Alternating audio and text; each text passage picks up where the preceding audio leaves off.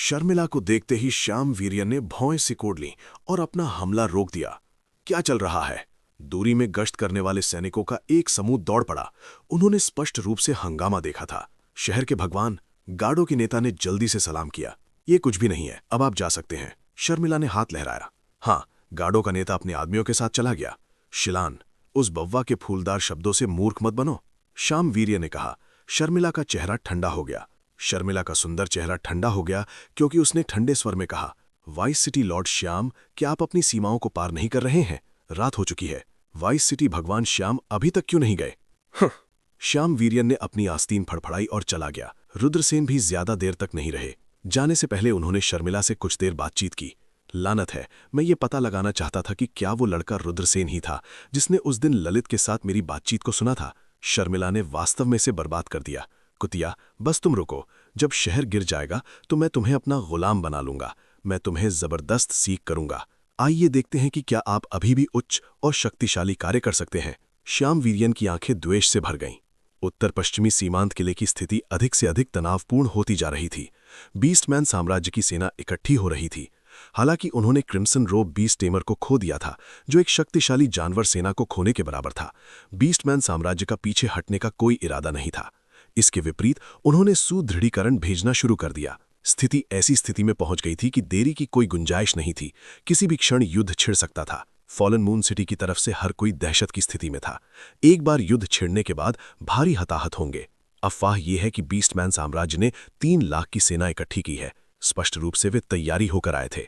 नील नागेश ने बाहर स्काउटिंग से लौटने के बाद सूचना दी। सभी ने ठंडी हवा का एक झोंका चूसा। इतनी बड़ी सेना, ऐसा लग रहा था कि बीस्टमैन साम्राज्य एक बड़ा कदम उठाने वाला है। अज़्योर ड्रैगन इंस्टीट्यूट के कई छात्र पहले ही लौट आए हैं। जाहिर है उन्होंने खतरे को भांप लिया है और वे यहां रहने और अपनी जान जोखिम में डालने को तैयार नहीं है, अंबरवीर ने गंभीरता से कहा। इस बार अज़्योर ड्रैगन इंस्टीट्यूट ने ट्रू मार्शल कंट्री और बीस्टमैन साम्राज्य के बीच युद्ध का समर्थन करने के लिए नॉर्थ वेस्ट फ्रंटियर किले में 50 से भी अधिक टीमों को भेजा था। लोगों की संख्या अलग अलग थी, लेकिन जब एक साथ जोड़ा जाए तो 3000 से भी अधिक लोग थे। बेशक वे सभी पावरफुल थे, लेकिन चाहे वे कितने भी मजबूत क्यों ना हो, कई लाख की सेना के सामने उनका तोप का बारूद बनना तय था। लगभग कितने लोग बचे हैं? रुद्रसेन ने चेहरे पर हल्की भौहें चढ़ाते हुए पूछा। लगभग 1 दर्जन टीमें, लगभग 1000 लोग, नील नागेश ने जवाब दिया। अभी भी कुछ छात्र थे जो इस युद्ध में रहना और भाग लेना चाहते थे। हो सकता है कि वे बेहतर भविष्य के लिए लड़ना चाहते हों, या हो सकता है कि वे वास्तव में देश के लिए योगदान देना चाहते हों। कारण चाहे जो भी हो, अज़्योर ड्रैगन इंस्टीट्यूट के छात्र जिन्होंने बिना किसी हिचकिचाहट के रहने का फैसला किया, वे सम्मान के योग्य थे। जाओ, उन टीम लीडर से मिलो, मैं उनसे बात करने की योजना बना रहा हूं, रुद्रसेन ने कहा। ये अज़्योर ड्रैगन इंस्टीट्यूट के छात्र बहुत पावरफुल थे, नियमित सैनिकों की तुलना में कहीं ज्यादा मजबूत थे। हालांकि उनमें से केवल 1000 थे, लेकिन अगर उन्हें अच्छी तरह से नेतृत्व किया जाए तो वे एक ताकत हो सकते थे। ठीक है, अब मैं चलता हूं, नील नागेश ने हिरसिलाया। जब कप्तानों ने सुना कि रुद्रसेन सभी को एक साथ मीटिंग के लिए इकट्ठा करना चाहते हैं, तो वे सभी सहमत हो गए। जब वे अभी भी अज़्योर ड्रैगन इंस्टीट्यूट में थे तो उन्होंने रुद्रसेन के बारे में सुना था। हालांकि वे केवल एक नया फर्स्ट ईयर स्टूडेंट था, लेकिन उनकी ताकत इतनी मजबूत थी कि वे माउंटेन रिवर लिस्ट के टॉप पर उन अजीब पात्रों के साथ भी संघर्ष कर सकते थे। इस अवधि के दौरान एक और अफवाह थी कि रुद्रसेन ने कई 100 भयंकर जानवरों, बीस्टमैन सैनिकों और रक्त रंजित बीस्ट टेमर को वश में किया था। रुद्रसेन अज़्योर ड्रैगन इंस्टीट्यूट में एक महान व्यक्ति बन गए थे और कई अज़्योर ड्रैगन इंस्टीट्यूट के छात्र उनके लिए तरस रहे थे। दोपहर में 1 दर्जन से अधिक टीमों के कप्तान और उपकप्तान आ पहुंचे। हर कोई, मैंने आज आपको यहां इसलिए बुलाया है क्योंकि मैं आपसे कुछ चर्चा करना चाहता हूं, रुद्रसेन ने कहा। भाई रुद्र, कृपया अपने मन की बात कहें। छात्रों में से एक ने कहा। उसे वांग कुन कहा जाता था, जो माउंटेन रिवर लिस्ट में 31वें स्थान पर एक पावरफुल किसान था और बेहद पावरफुल था। रुद्रसेन ने एक तीर निकाला और नील नागेश को सौंप दिया। नील नागेश ने इसे आसानी से तोड़ दिया। रुद्रसेन की मंशा किसी को समझ नहीं आई। फिर रुद्रसेन ने और दर्जन तीर निकाले और उन्हें नील नागेश को सौंप दिया। इस बार नील नागेश तीर तोड़ने में विफल रहे। हर कोई गहरी सोच में पड़ गया। हम अज़्योर ड्रैगन इंस्टीट्यूट के लोग एक और अज़्योर ड्रैगन इंस्टीट्यूट के चेहरे को प्रतिनिधित्व करते हैं। दूसरी ओर हम में से कौन एक बेहतर भविष्य नहीं चाहता? अज़्योर ड्रैगन इंस्टीट्यूट द्वारा सिफारिश किए जाना कौन नहीं चाहता?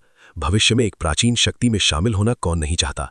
भले ही हम एक प्राचीन शक्ति में शामिल नहीं हो सकते हैं, कौन औसत जीवन जीना चाहता है? कौन अपना नाम नहीं कमाना चाहता? बड़ी तस्वीर को देखते हुए देश खतरे में है। अगर हम बीस्टमैन साम्राज्य की सेना का विरोध नहीं करते हैं तो इसके बारे में सोचें, कितने हताहत होंगे, कितने लोग मरेंगे। अगर देश गिर जाता है तो बात करने के लिए क्या है? यदि ट्रू मार्शल कंट्री वास्तव में नष्ट हो जाती है तो हमारे कितने परिवार, रिश्तेदार और दोस्त मर जाएंगे? रुद्रसेन की बातों ने कई लोगों के दिलों में आग लगा दी, उन्हें गर्म खून से भर दिया। ये सही है, अगर देश गिर जाता है तो उनके परिवार कहाँ होंगे, कितने दोस्त और परिवार मर जाएंगे? ये एक ऐसा दृश्य था जिसे कोई भी नहीं देखना चाहता था। रुद्रसेन की बातों ने कई लोगों के दिलों में आग लगा दी, उन्हें गर्म खून से भर दिया। एक तीर को तोड़ना आसान है, लेकिन जब एक दर्जन से अधिक तीरों को एक साथ रखा जाता है तो इसे तोड़ना मुश्किल है। यही एकता की शक्ति है। हम अज़्योर ड्रैगन इंस्टीट्यूट के छात्र सभी एलीट हैं, लेकिन हमें ये मतलब नहीं कि हम कितनी भी एलीट क्यों ना हो, हम बीस्टमैन साम्राज्य के सामने अभी भी चींटियां हैं। एकजुट होकर ही हम अपनी पूरी शक्ति का प्रदर्शन कर सकते हैं। रुद्रसेन की आवाज सुरीली और जोरदार थी। हर कोई, आज मैंने यहाँ सभी को इसलिए इकट्ठा किया है क्योंकि मैं अज़्योर ड्रैगन इंस्टीट्यूट को एकजुट करना चाहता हूँ। हम मिलकर दुश्मन को मार डालेंगे, मिलकर खून बहाएंगे और अपना नाम कमाएंगे। अच्छा, मैं सहमत हूँ। वांग कुन खड़े हो गए।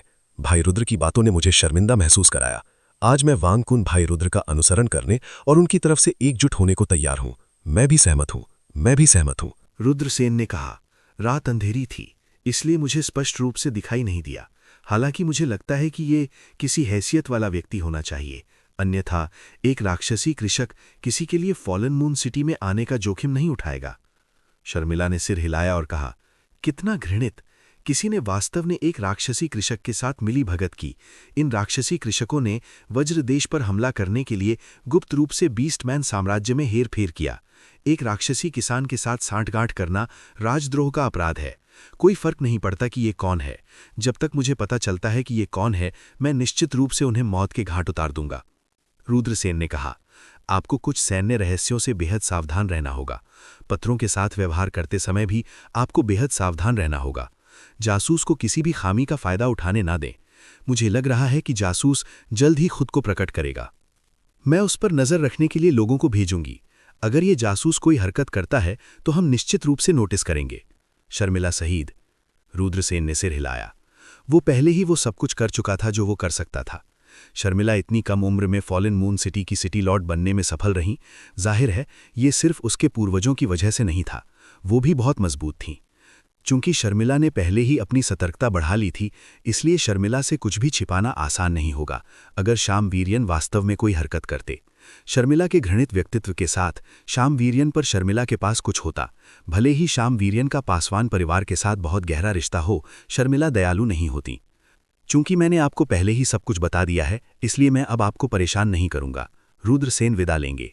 रुद्रसेन ने अपनी मुट्ठी पकड़ ली। शर्मिला ने कहा, मैं तुम्हें बाहर देख लूंगी। अचानक शर्मिला का शरीर थोड़ा हिल गया, मानो वो जमीन पर गिरने वाली हो। उसका चेहरा बेहद पीला पड़ गया। रुद्रसेन ने जल्दबाजी में शर्मिला का समर्थन किया। उस दिन शर्मिला ने कोई कवच नहीं पहना था। उसने स्नो वाइट ड्रेस पहनी हुई थी। वो बेहद खूबसूरत लग रही थी। रुद्रसेन ने शर्मिला की कमर के चारों ओर अपना हाथ रखा और उसके शरीर को शर्मिला के खिलाफ दबाया। वो शर्मिला के शरीर की नाजुक खुशबू को सूंघ सकता था। कितना ठंडा है! आपका शरीर इतना ठंडा क्यों है? रुद्रसेन विचलित नहीं हुए, क्योंकि उन्हें पता चल गया था कि शर्मिला का शरीर बेहद ठंडा था। वो बर्फ की तरह ठंडी थी। जल्दी मुझे एक गोली निकालने में मदद करो। शर्मिला का चेहरा बेहद पीला पड़ गया था। उसने कमजोर रूप से चीनी मिट्टी की बर्तन निकाली। अंदर एक उग्र लौ की गोली है। ये मेरे शरीर में ठंडे जहर को दबाने में मदद कर सकता है, शर्मिला ने कमजोर रूप से कहा। उसने अपना सिर रुद्रसेन की गर्दन पर टिका दिया। हालांकि रुद्रसेन ने औपचारिक रूप से फायर किलिन के साथ चिकित्सा का अध्ययन नहीं किया था, लेकिन उन्हें कुछ गोलियों की कुछ समझ थी। तीव्र लौ गोली एक प्रकार की अत्यधिक गर्म यांग गोली थी। यदि कोई व्यक्ति उन गोलियों में से बहुत अधिक लेता है तो उनके मेरिडियंस गंभीर रूप से क्षतिग्रस्त हो जाएंगे और वे अपंग भी बन सकते हैं। जाहिर है शर्मिला अपने शरीर में ठंडे जहर को दबाने के लिए इंटेंस फ्लेम पिल का इस्तेमाल कर रही थीं। हालांकि इंटेंस फ्लेम पिल ठंडे जहर को हटाने में सक्षम नहीं थी। इसके विपरीत ये उसके मेरिडियंस को नुकसान पहुंचा रहा था। हर बार जब इंटेंस फ्लेम पिल ठंडे जहर के दमन से टूटती थी तो ये फिर से फूट पड़ती थी और ये पहले से भी अधिक भयानक थी। आप कब से इस रेजिंग फ्लेम पिल का सेवन कर रहे हैं? रुद्रसेन ने पूछा। 3 साल से, शर्मिला ने कमजोर जवाब दिया। इसमें कोई आश्चर्य की बात नहीं थी कि शर्मिला इतनी कमजोर क्यों थीं। वे 3 साल से रेजिंग फ्लेम पिल का सेवन कर रही थीं। ये स्पष्ट था कि रेजिंग फ्लेम पिल ने उनके शरीर को बहुत नुकसान पहुंचाया था। रुद्रसेन ने कहा, मैं आपकी चोटों पर एक नज़र डालता हूं। शर्मिला ने रुद्रसेन की बाहों में कमजोर होकर सिर हिलाया। रुद्रसेन की दिव्य भावना शर्मिला के शरीर में प्रवेश की और उसने पाया कि उसका शरीर ठंडे क्यू से भर गया था। खासकर उसके डैंटियन की गहराई में वहां ठंडे क्यू की एक गेंद फंसी हुई थी। ये उसके शरीर में ठंडा जहर था। चूंकि वो बहुत लंबे समय से रेजिंग फ्लेम पिल का सेवन कर रही थीं, इसलिए उसके मेरिडियंस क्षतिग्रस्त हो गए थे। एक बार जब उसकी मेरिडियंस फट जाती थीं तो वो एक अपंग बन जाती थीं। क्या इस बारे में किसी और को पता है? शर्मिला ने पूछा। 3 साल पहले एक सर्वोच्च महादेव आइस पाइथन कहराम भर पा रहा था। मैं उसे समाप्त करने के लिए अपने पिता के साथ गई थी, लेकिन उस लड़ाई में हमें भारी नुकसान उठाना पड़ा। मेरे पिता की दुखद मृत्यु हो गई और मुझे जहर दे दिया गया। मेरे पिता की मृत्यु मेरे दादाजी के लिए एक बड़ा झटका था, इसलिए मैं सेना से सेवानिवृत्त हो गई। शुरुआत में ठंडा जहर इतना गंभीर नहीं था और मैं उसे दबाने में सक्षम थी, लेकिन बाद में यह तब तक मजबूत होता गया जब तक कि मैं उसे और दबा नहीं सकता, इसलिए मुझे उसे दबाने के लिए रेजिंग फ्लेम पिल का सेवन करना पड़ा। तुमने मार्शल पासवान को इस बारे में क्यों नहीं बताया? शर्मिला ने पूछा। दादाजी हर दिन उत्तर पश्चिम में युद्ध में व्यस्त रहे हैं और वे पहले ही थक चुके हैं। मैं कैसे उन्हें चिंतित कर सकता हूं? शर्मिला ने सिर हिलाया। रुद्रसेन को अचानक शर्मिला पर दया आ गई। वो बहादुर दिखती थीं और उनका व्यक्तित्व मजबूत था, लेकिन वो फिर भी एक महिला थीं। उन्होंने अपनी आंखों के सामने अपने पिता की दुखद मृत्यु देखी थी और ये उनके लिए एक बड़ा झटका था। उन्हें ठंडे जहर से जहर दे दिया गया था, लेकिन उन्होंने इसे अकेले ही सहन करने का फैसला किया था ताकि उनके दादाजी चिंतित ना हो। शर्मिला कांप उठी और दर्द से बोली, जल्दी मुझे रेजिंग फ्लेम पिल दे दो, मैं अब और नहीं रह सकता। रुद्रसेन ने पूछा, क्या आप मुझ पर विश्वास करते हैं? शर्मिला ने दर्द को सहन किया और अपना सिर उठाया। उसने एक थोड़ा अपरिपक्व लेकिन सुंदर चेहरा और उसकी आंखों में दृढ़ निगाहें देखीं। शर्मिला ने सिर हिलाया। वो नहीं जानती थी कि उसने इस युवक पर विश्वास करने का फैसला क्यों किया, जिसे वो केवल 2 बार मिली थी, लेकिन उसके दिल की गहराई में एक आवाज थी जो उसे बता रही थी कि वो उस पर विश्वास करती है। इन तीव्र लौ की गोलियां मत लो, मैं आपकी आग के जहर को बाहर निकालने में मदद करूंगा। हमें एक शांत जगह ढूंढनी होगी जहां हमें परेशान न किया जा सके। ठंडे जहर को बाहर निकालना? शर्मिला ने अविश्वास से रुद्रसेन की ओर देखा। वो वास्तव में चौंक गई थी। क्या इस तरह के भयानक ठंडे जहर को वास्तव में हटाया जा सकता है? शर्मिला जानती थीं कि यह लगभग असंभव है, लेकिन उनके दिल की गहराई में वे बिना किसी संदेह के रुद्रसेन में विश्वास करती थीं। वो शर्मा गईं और बोली, यदि आप लिविंग रूम के पिछले दरवाजे से निकलते हैं तो आप मेरे आंगन तक पहुंच जाएंगे। रुद्रसेन ने सिर हिलाया और कमजोर शर्मिला को उठाया। शर्मिला का चेहरा इतना लाल था जैसे उसमें से खून टपक उठेगा। उसने पहले कभी किसी पुरुष के साथ ऐसा संपर्क नहीं किया था। वो रुद्रसेन के मर्दाना खुशबू को भी सूंघ सकती थी, जिससे उसे ऐसा महसूस हुआ जैसे उसका दिल उसकी सीने से बाहर निकलने वाला है। रुद्रसेन शर्मिला को अपने कमरे में ले गए। इससे शर्मिला और भी शर्मिंदा हो गई। यहां तक कि उनके दूसरे भाई लवण पासवान ने भी पहले कभी उनके कमरे में प्रवेश नहीं किया था, लेकिन रुद्रसेन प्रवेश करने वाले पहले व्यक्ति थे। रुद्रसेन ने शर्मिला को बिस्तर पर लिटा दिया और कहा, बाद में आपको ठेस पहुंचाने के लिए क्षमा करें। शर्मिला ने सिर हिलाया और अपनी आंखें बंद कर लीं। उसने रुद्रसेन की ओर देखने की हिम्मत नहीं की। रुद्रसेन ने एक गहरी सांस ली और धीरे धीरे अपनी सांसों को समायोजित किया। उन्होंने शर्मिला के शरीर में ठंडे जहर को स्वर्गीय लौ का उपयोग करके बाहर निकालने की योजना बनाई। ठंडा जहर बेहद ठंडा था। जहां तक स्वर्गीय लौ की बात है, ये बेहद गर्म थी। स्वर्गीय लौ सिर्फ ठंडे जहर को रोकने में सक्षम होने के लिए हुआ। रुद्रसेन की हथेली में स्वर्गीय लौ छिपी हुई थी। रुद्रसेन की हथेली का तापमान बेहद गर्म हो गया। उसका हाथ शर्मिला के शरीर के चारों ओर घूमने लगा। यही कारण था कि रुद्रसेन ने कहा, बाद में आपको अपमानित करने के लिए क्षमा करें, क्योंकि शर्मिला के अंगों और हड्डियों पर पहले ही ठंडा जहर चढ़ चुका था। इसलिए रुद्रसेन शर्मिला के शरीर में छिपे ठंडे जहर को एक एक करके बाहर निकालना चाहते थे। स्वाभाविक रूप से शारीरिक संपर्क होगा। शर्मिला ने अपने लाल होठों को थोड़ा सा काटा और रुद्रसेन के गर्म हाथ को अपने शरीर के हर हिस्से को सहलाने दिया। रुद्रसेन के मन में कोई बुरा विचार नहीं था। वो सिर्फ शर्मिला के शरीर में मौजूद ठंडे जहर को बाहर निकालना चाहता था। जहां भी विशाल हाथ गुजरता था, ठंडा जहर दूर हो जाता था। जैसे जैसे ठंडा जहर धीरे धीरे बाहर निकलता गया, शर्मिला का पीला चेहरा भी गुलाबी हो गया। हालांकि जब रुद्रसेन का हाथ उनके शरीर के कुछ संवेदनशील हिस्सों को छूता था, तो शर्मिला का नाजुक शरीर थोड़ा कांप जाता था। वो इतनी शर्मीली थी कि वो छिपने के लिए एक छेद ढूंढना चाहती थी। यहां तक कि वो उन जगहों को छूने में भी शर्मिंदा थी।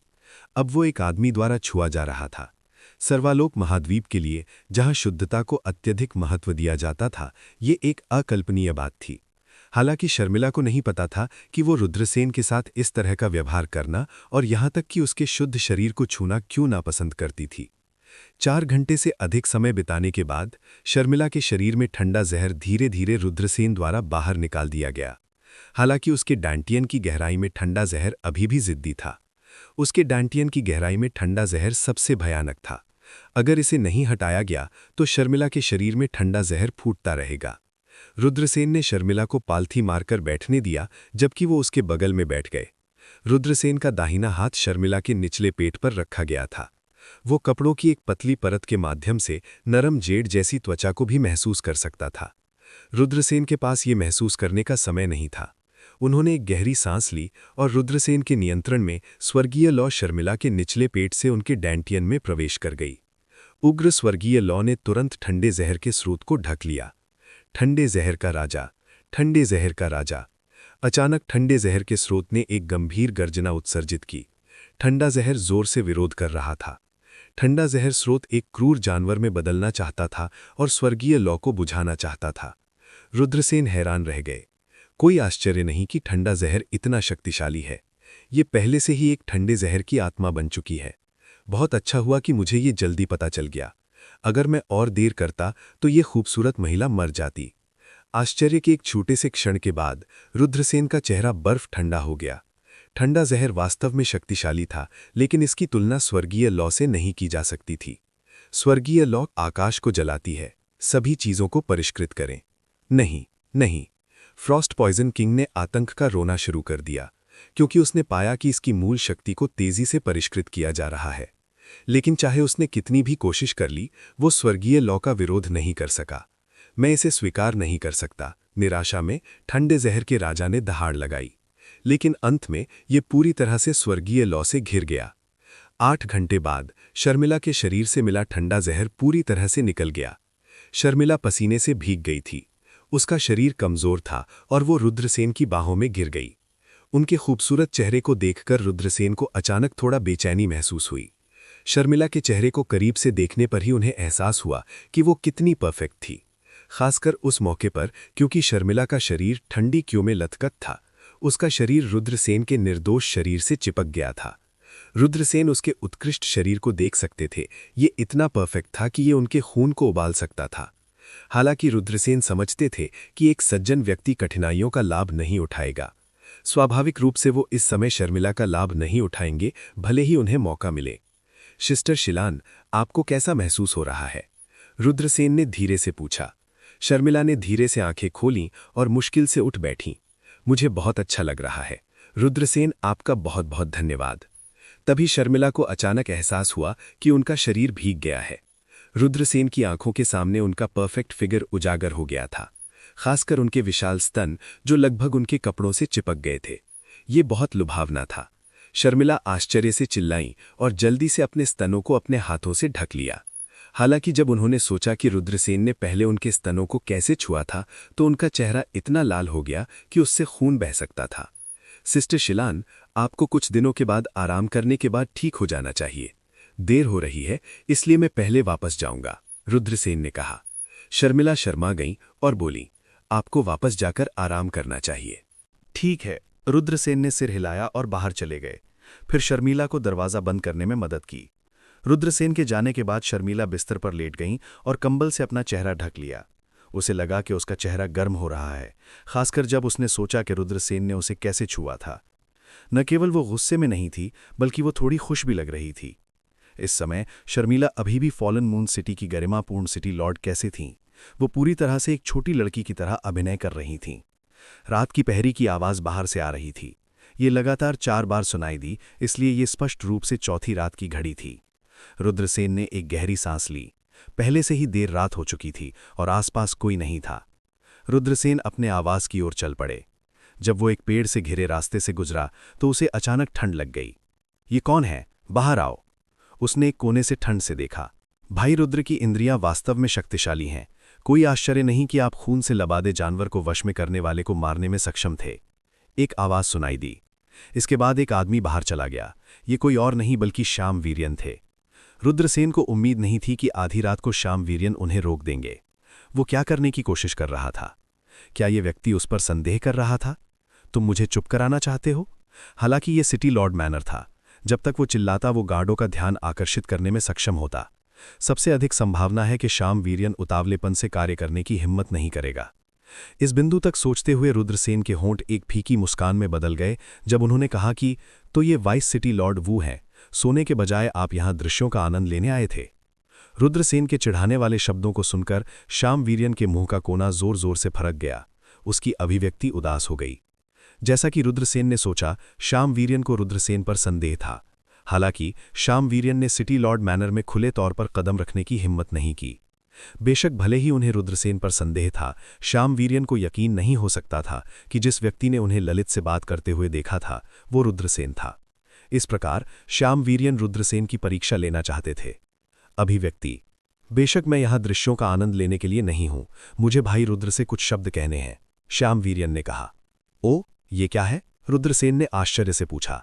बेहतर ये होगा कि आप शीलान से दूर रहें, अन्यथा मुझे असभ्य होने के लिए दोष मत देना, श्याम वीर्यन ने ठंडे स्वर में कहा।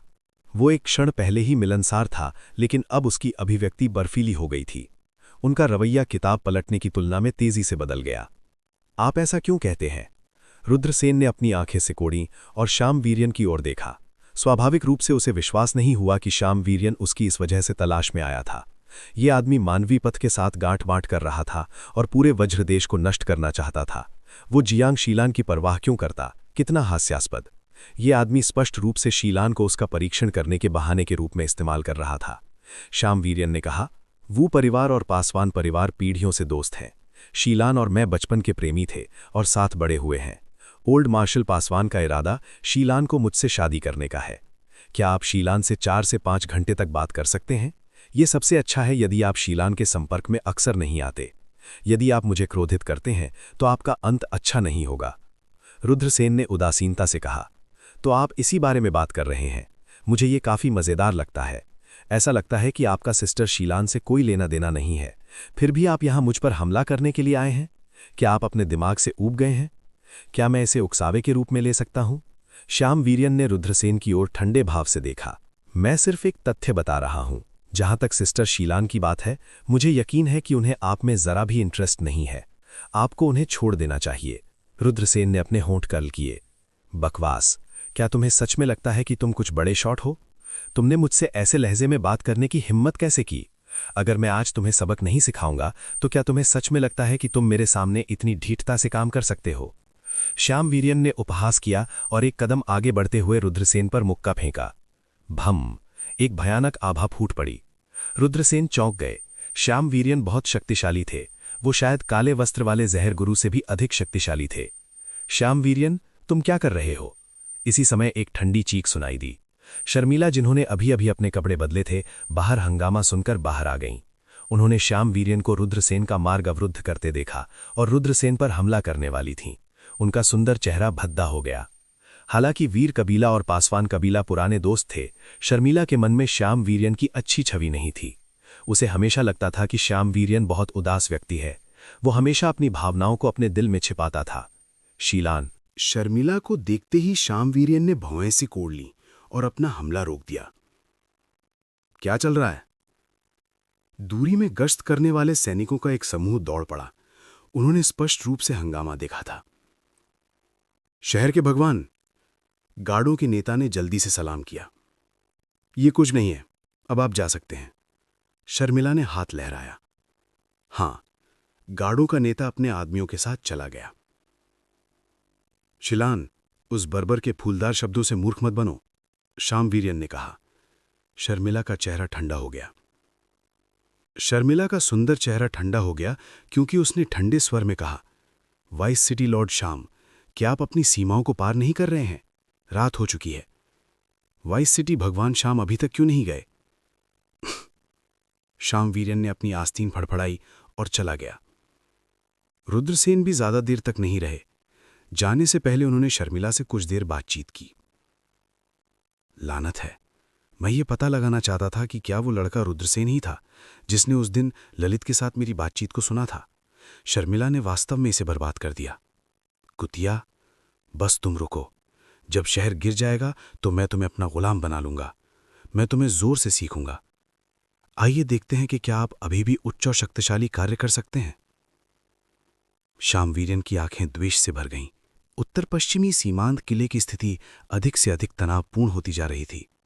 बीस्टमैन साम्राज्य की सेना इकट्ठा हो रही थी। हालांकि उन्होंने क्रिम्सन रोब बीस्ट टेमर को खो दिया था, जो एक शक्तिशाली जानवर सेना को खोने के बराबर था। बीस्टमैन साम्राज्य का पीछे हटने का कोई इरादा नहीं था। इसके विपरीत उन्होंने सुदृढ़ीकरण भेजना जारी रखा। स्थिति एक ऐसी स्थिति में पहुंच गई थी जहां देरी की कोई गुंजाइश नहीं थी। किसी भी क्षण युद्ध छिड़ सकता था। फॉलन मून सिटी की तरफ से हर कोई दहशत की स्थिति में था। एक बार युद्ध छिड़ गया तो भारी हताहतें होंगी। अफवाह यह है कि बीस्टमैन साम्राज्य ने 3 लाख की सेना इकट्ठा की है। स्पष्ट रूप से वे तैयारी के साथ आए थे। नील नागेश ने बाहर स्काउटिंग से लौटने पर यह सूचना दी। सभी ने ठंडी हवा का झोंका चूसा। इतनी बड़ी सेना, ऐसा लग रहा था कि बीस्टमैन साम्राज्य एक बड़ा कदम उठाने वाला है। एज़्योर ड्रैगन इंस्टीट्यूट के कई छात्र पहले ही लौट आए हैं। जाहिर है उन्होंने खतरे को भांप लिया है और वे यहां रहने और अपनी जान जोखिम में डालने को तैयार नहीं है, अंबरवीर ने गंभीरता से कहा। इस बार एज़्योर ड्रैगन इंस्टीट्यूट ने ट्रू मार्शन कंट्री और बीस्टमैन साम्राज्य के बीच युद्ध का समर्थन करने के लिए नॉर्थ वेस्ट फ्रंटियर किले में 50 से अधिक टीमें भेजी थीं। लोगों की संख्या अलग अलग थी, लेकिन जब उन्हें एक साथ जोड़ा गया तो 3000 से अधिक लोग थे। बेशक वे सभी शक्तिशाली थे, लेकिन चाहे वे कितने भी मजबूत क्यों ना हो, कई लाख की सेना के सामने उनका तोप का चारा बनना तय था। लगभग कितने लोग बाकी हैं? रुद्रसेन ने चेहरे पर हल्की भौएं चढ़ाते हुए पूछा।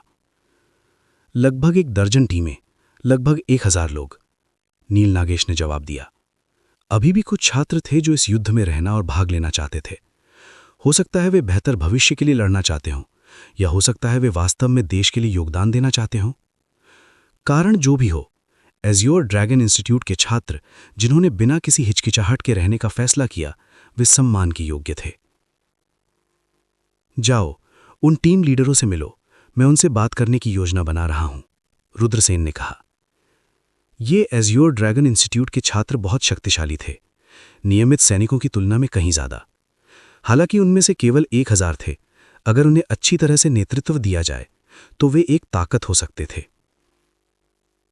ठीक है, मैं अब चलता हूं, नील नागेश ने सिर हिलाया। जब कप्तानों ने सुना कि रुद्रसेन सभी को एक बैठक के लिए इकट्ठा करना चाहते हैं, तो वे सभी मान गए। जब वे अभी भी एज़्योर ड्रैगन इंस्टीट्यूट में थे तो उन्होंने रुद्रसेन के बारे में सुना था। हालांकि वे केवल एक नया प्रथम वर्ष का छात्र था, लेकिन उसकी ताकत इतनी मजबूत थी कि वो माउंटेन रिवर लिस्ट के शीर्ष पर उन अजीब पात्रों के साथ संघर्ष कर सकता था। इस अवधि के दौरान एक और अफवाह ये थी कि रुद्रसेन के कई 100 भयंकर जानवरों, बीस्टमैन सैनिकों और रक्त से रंगे बीस्ट टेमर को काबू में कर लिया था। रुद्रसेन एज़्योर ड्रैगन इंस्टीट्यूट में एक महान व्यक्ति बन चुके थे और कई एज़्योर ड्रैगन इंस्टीट्यूट के छात्र उनके लिए तरस रहे थे। दोपहर में दर्जन भर टीमों के कप्तान और उपकप्तान आ गए। हर व्यक्ति, मैंने आज आपको यहां इसलिए बुलाया है क्योंकि मैं आपसे कुछ चर्चा करना चाहता हूं, रुद्रसेन ने कहा। भाई रुद्र, कृपया जो आपके मन में है कहिए, छात्रों में से एक ने कहा। उसे वोंगकुन कहा जाता था, जो माउंटेन रिवर लिस्ट में 31वें स्थान पर एक शक्तिशाली किसान था और बेहद शक्तिशाली था। रुद्रसेन ने एक तीर निकाला और नील नागेश को सौंप दिया। नील नागेश ने आसानी से इसे तोड़ दिया। रुद्रसेन का इरादा किसी को समझ नहीं आया। फिर रुद्रसेन ने और दर्जन तीर निकाले और नील नागेश को सौंप दिए। इस बार नील नागेश तीर तोड़ने में असफल रहे। सभी गहरी सोच में पड़ गए। हम एज़्योर ड्रैगन के लोग एक तरफ एज़्योर ड्रैगन के चेहरे का प्रतिनिधित्व करते हैं, तो दूसरी तरफ हम में से कौन बेहतर भविष्य नहीं चाहता? एज़्योर ड्रैगन द्वारा संस्तुत कौन नहीं होना चाहता? भविष्य में एक प्राचीन शक्ति में शामिल नहीं होना चाहता? भले ही हम एक प्राचीन शक्ति में शामिल नहीं हो सकते, तो कौन मध्यम वर्गीय जीवन जीना चाहता है? कौन अपना नाम नहीं कमाना चाहता? बड़ी तस्वीर देखते हुए देश खतरे में है। अगर हम बीस्टमैन साम्राज्य की सेना का विरोध नहीं करते, तो सोचिए कितनी हताहतें होंगी, कितने लोग मरेंगे। यदि देश गिर जाता है तो बात करने को क्या है? यदि ट्रू मार्शल कंट्री वास्तव में नष्ट हो जाता है तो हमारे कितने परिवार, रिश्तेदार और दोस्त मर जाएंगे? रुद्रसेन की बातों ने कई लोगों की मुट्ठियां एक साथ बांध दीं। वे सही हैं। अगर देश गिर जाता है तो उनके परिवार कहाँ होंगे? कितने दोस्त और परिवार मर जाएंगे? ये एक ऐसा दृश्य था जिसे कोई भी देखना नहीं चाहता था। रुद्रसेन की बातों ने कई लोगों के दिलों में आग लगा दी, उन्हें गर्म रक्त से भर दिया। एक तीर को तोड़ना आसान है, लेकिन जब 1 दर्जन से अधिक तीरों को एक साथ रखा जाता है तो उसे तोड़ना मुश्किल है। यही एकता की शक्ति है। हम एज्योर ड्रैगन के लोग सभी अभिजन हैं, लेकिन चाहे हम कितने भी कुलीन क्यों ना हों, हम बीस्टमैन साम्राज्य की सेना के सामने चींटियां हैं। एक साथ मिलकर ही हम अपनी पूरी ताकत लगा सकते हैं। रुद्रसेन की आवाज सुरीली और जोरदार थी। हर व्यक्ति, मैंने आज आपको यहां इसलिए इकट्ठा किया है क्योंकि मैं आपसे कुछ चर्चा करना चाहता हूं। एज्योर ड्रैगन को एक साथ लाना चाहता हूं। हम मिलकर दुश्मन को मारेंगे, एक साथ खून बहाएंगे और अपना नाम बनाएंगे। अच्छा, मैं सहमत हूं। वोंगकुन उठ खड़ा हुआ। भाई रुद्र की बातों ने मुझे शर्मिंदा कर दिया। आज मैं वोंगकुन भाई रुद्र का पालन करने और उनके साथ एकीकृत होने के लिए तैयार हूं। मैं भी सहमत हूं। मैं भी सहमत हूं। एक एक करके कप्तान खड़े हो गए। उनकी आवाजें सुरीली और शक्तिशाली थीं। वांगकुन ने कहा, मेरा सुझाव है कि हम भाई रुद्र को अपने नेता के रूप में पूजें, जो एज्योर ड्रैगन इंस्टीट्यूट में सभी का नेतृत्व करते हैं। भाई रुद्र ने एक बार नए छात्रों की एक टीम का नेतृत्व किया, एज्योर ड्रैगन इंस्टीट्यूट के सभी वरिष्ठ छात्रों को दूर कर दिया और नए छात्रों की एक टीम का नेतृत्व भी किया, जिसमें बीस्टमैन और भयंकर जानवरों की घेराबंदी को हराया गया। अनुभव के मामले में भाई रुद्र से कोई तुलना नहीं कर सकता, और साधना के मामले में यहाँ भाई रुद्र का विरोधी कौन हो सकता है? चरित्र के संदर्भ में मुझे यकीन है कि भाई रुद्र के चरित्र को हर कोई जानता है। कौन उनकी प्रशंसा नहीं करेगा? भाई वांग सही कह रहे हैं। हम अपने नेता के रूप में भाई रुद्र की सेवा करने को तैयार हैं। उनका अनुसरण करने के लिए अपना जीवन प्रतिज्ञा करने को तैयार हैं। इसके बाद एक अन्य सीनियर छात्र ने सहमति जताते हुए चिल्लाया। इस व्यक्ति को सुमित दुबे कहा जाता था, जो माउंटेन रिवर लिस्ट में 35वें स्थान पर था। बाकी लोग भी चिल्लाए। रुद्रसेन में कहा, हर कोई, मैं रुद्रसेन हर किसी का विश्वास प्राप्त करने में सक्षम होने के लिए बहुत प्रभावित हूं। आज मैं कसम खाता हूं कि मैं हर किसी के विश्वास को निराश नहीं करूंगा और जानवरों के साम्राज्य की सेना को हराऊंगा। हमारे देश की रक्षा करूंगा। भले ही मैं मर जाऊं, मुझे कोई पछतावा नहीं होगा। हमारे जीवन का पालन करने की प्रतिज्ञा करें। सभी ने रुद्रसेन को प्रणाम किया, सम्मान के संकेत के रूप में। उत्तर पश्चिम में युद्ध की स्थिति तेजी से तनावपूर्ण हो गई। अगले महीने में बीस्टमैन साम्राज्य की सेना और स्कारलेट फ्लेम आर्मी दर्जन से अधिक लड़ाइयों में लगी हुई थी। दोनों पक्षों को भारी नुकसान हुआ, जबकि रुद्रसेन ने समय समय पर हमला करने के लिए एज्योर ड्रैगन इंस्टीट्यूट की सेना का नेतृत्व किया। बीस्टमैन साम्राज्य की सेना पर घात लगाया, जिसमें 18,000 से अधिक बीस्टमैन साम्राज्य के सैनिक मारे गए। युद्ध के चरम पर बीस्टमैन साम्राज्य ने 10 लाख से अधिक सैनिकों को भेजा और ट्रू मार्शल कंट्री की तरफ से 5 में से 2 स्कारलेट ड्रैगन लीजन और ड्रैगन लायन लीजन भी मजबूती के लिए आए। फॉलन मून प्लेन्स लाशों से अटा पड़ा था, अनगिनत मृत और घायल। Fallen moon city. श्याम वीरियन जल्दी से कैस्टलन मैनर की ओर दौड़े। जब उसने शर्मिला को देखा तो चिल्लाया, शीलान, कुछ बड़ा हुआ, कुछ बड़ा हुआ। शर्मिला चौंक गई, पूछी, क्या हुआ? ओल्ड मार्शल पर क्लियर विंड रिज पर मानवी पथ विशेषज्ञों और जानवरों की सेना द्वारा घात लगाया गया था, जिससे भारी नुकसान हुआ था। अब जब वह घिरा हुआ है तो एक सैनिक बाहर निकलने में कामयाब रहा और खून से लथपथ एक पत्र दिया। श्याम वीरियन ने खून से लिखा एक पत्र निकाला।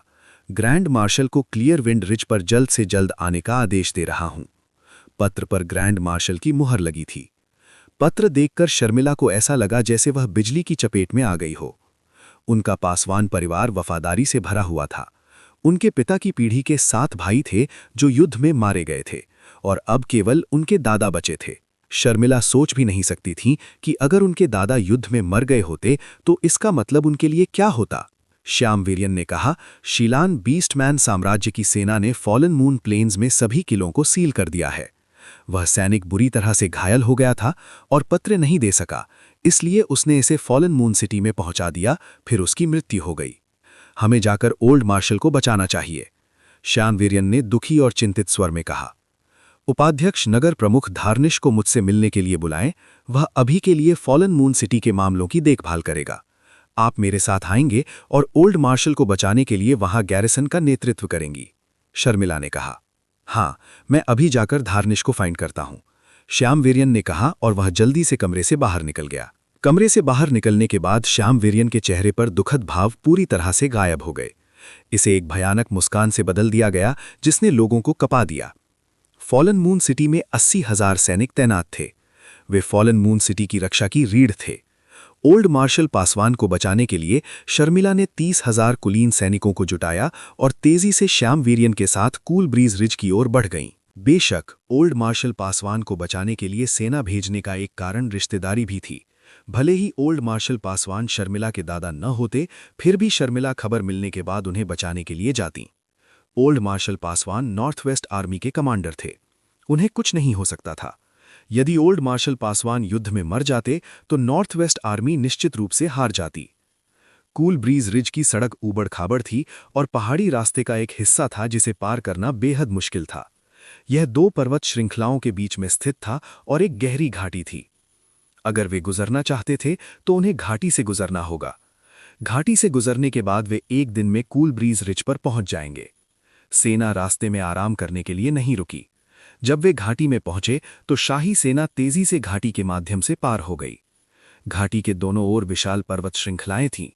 जब उन्होंने ऊपर की ओर देखा तो विशाल पर्वत चोटियां सूर्य की रोशनी को अवरुद्ध कर रही थीं, जिससे घाटी उदास लगने लगी थी। मेरा आदेश पारित करो, सभी को सावधान रहने के लिए कहो। घाटी के इलाके को देखते हुए शर्मिला मदद करने से नहीं रोक सकीं।